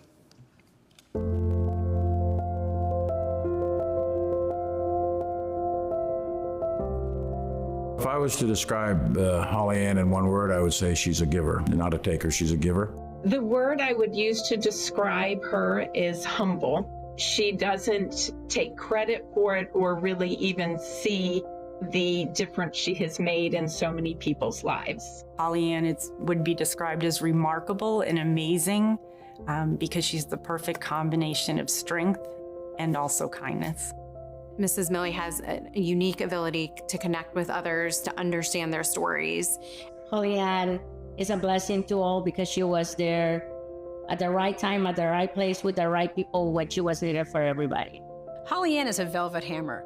Behind the graciousness and the grace is someone who really knows how to get things done. And you get swept up in her mission and you are joining her whether you like it or not. It's awesome. We grew up in Pennsylvania and then moved to Georgia when Holly was in high school. We grew up in a loving and supportive family, and she was the best older sister ever. I met her in Key West, Florida. She was down there visiting her grandparents, and we had an opportunity to meet. And in fact, we are now celebrating our 39th anniversary here on Saturday. She's a nurse. She's been a nurse the entire time and working the entire time we've been in the military. But I think the single most important critical factor that inspired her to be a nurse was her mother. And the fact that her mother was medically ill with cancer, but also the fact that her mother was a nurse. I think her mother was her greatest inspiration. One of the most significant accomplishments of Holly Ann's tenure as a military spouse was the work that she did on interstate compacts to make licensing and credentialing so much easier for military spouses who are nurses across the country. So Holly Ann had to anticipate where she was going to move, which could have been any one of 4 or 5 places, apply for licensure to all the places, and then when she moved to the next place, she took whatever she could get. She worked the overnight shift. She would serve dinner to the kids, go work all night, and be there when they woke up in the morning.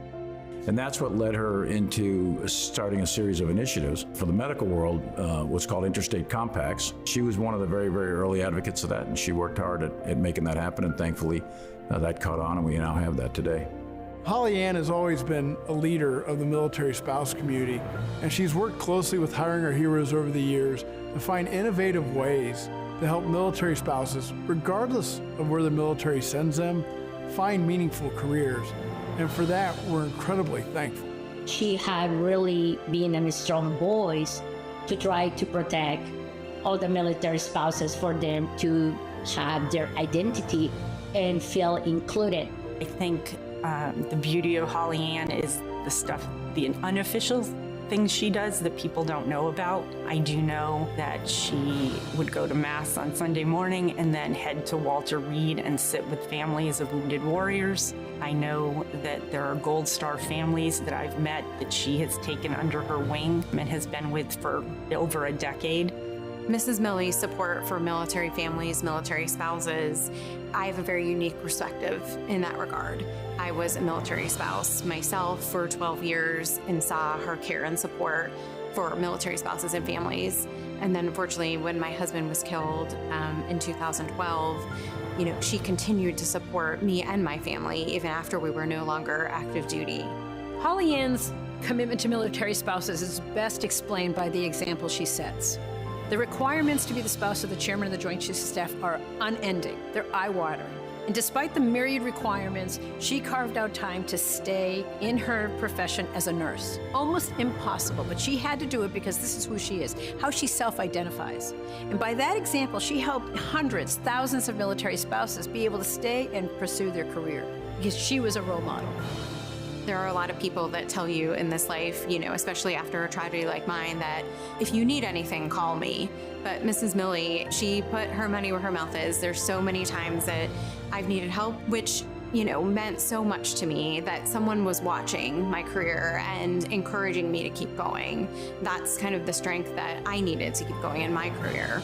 I think, honestly, at work, probably 85% of the people have no idea who Holly Ann's husband is. They just know her as Holly Ann, and I think that's important to her. There is no way to put into words how proud our mom would be. We lost her a long time ago. She would be beyond proud of Holly as a nurse, as a person, as a mother, as a sister, and a grandmother. Our mom is the reason who we are today. So, Holly, I want to congratulate you not only for suffering with me for 39 years, but for receiving an exceptional award. You've been completely selfless in your pursuit of excellence throughout the years as a nurse, and you've been completely selfless in your support of military spouses. And I just want to thank you and just tell you that I love you, and congratulations. We are so proud of you. We wish we could be there with you. We all love you very much. Congratulations, Mrs. Millie. You have shown unwavering support for military families throughout your entire career and even into your retirement. Congratulations, Holly Ann. I know you have to get up and speak, and I know you're hating that, but it's so well deserved. Holly Ann, congratulations. I can think of no one more deserving than you to get this award. Thank you for everything you have done, continue to do. You are a gift of God. Holly Ann, congratulations on being the 2024 recipient of the Hiring Our Heroes Bonnie Amos Award for Lifetime Achievement.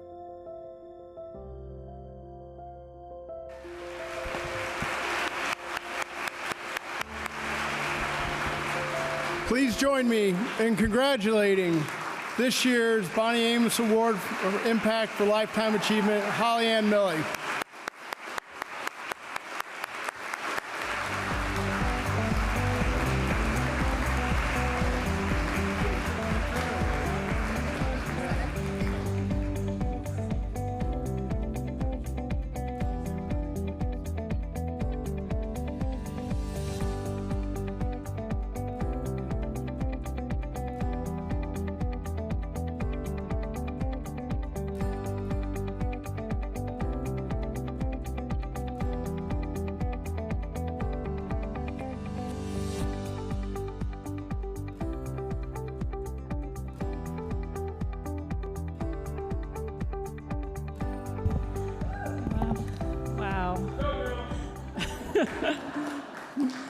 Wow, thank you so much. Thank you. Rosemary, you were right. Public speaking is not my favorite thing. Mark once told me long ago, as a military spouse, I wouldn't have to do anything I didn't want to do. And I said to him, public speaking. And he said, no, you don't have to do that. But I realized along our journey that we have a platform as spouses, and we do need to speak and support each other. So thank you for that amazing video. Eric and Hiring Our Heroes team for a really great conference today. And congratulations to all of the other awardees for the day. I'm incredibly honored and humbled to accept this on behalf of all working military spouses.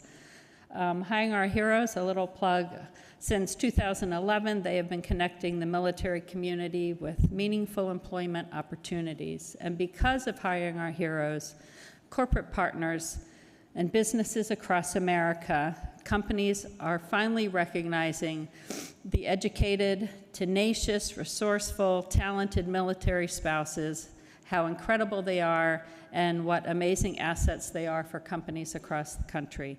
So thank you to you, spouses, for continuing to serve and to mentor and advocate for all of our working military spouses.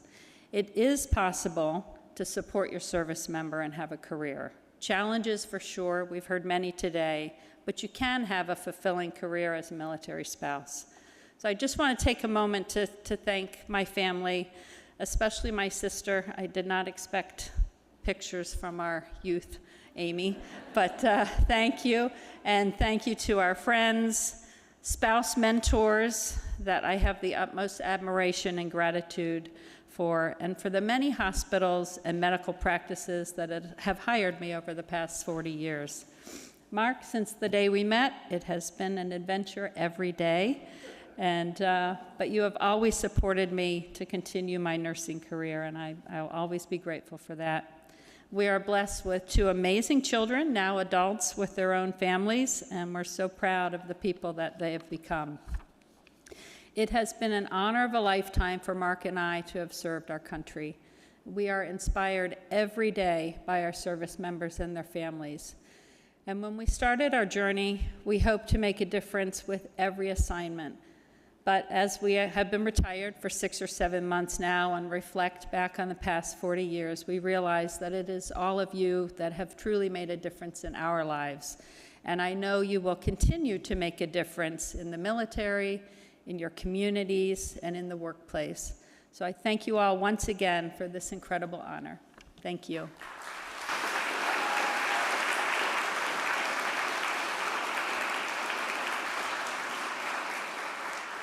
Please welcome back Brian Alvarado.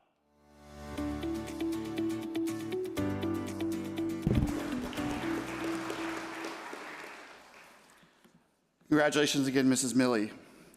As we conclude the 8th annual Hiring Our Heroes Military Spouse Employment Summit, I am reminded of the incredible resilience and unwavering spirit of our nation's military spouses. The dedication and adaptability they exhibit are not just assets to the workforce, but are the backbones of our communities. Their unique experiences enrich organizations that are fortunate enough to have them. This summit is not just a forum for employment, but a testament to the value that military spouses bring to our nation's fabric. As we part ways, let's carry forward the commitment to support and empower military spouses in their professional journeys. Together, we can ensure that the sacrifices made at home do not go unrecognized in the workplace. Thank you for your service, for your sacrifice, and for your strength. May we continue to build bridges that lead to meaningful opportunities, honoring the contributions of our military families today and every day. We welcome you to our briefing center for a coffee and dessert reception. And as you leave today, please collect a gift bag full of items made by military spouse entrepreneurs. On behalf of Eric, Liz, and the entire Military Spouse Program team here at Hiring Our Heroes, I thank you for your steadfast dedication to this collective mission, and we'll see you next year.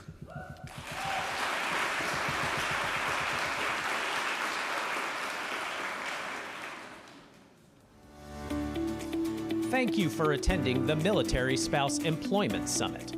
Please join us next door in the Rust Briefing Center for coffee and dessert.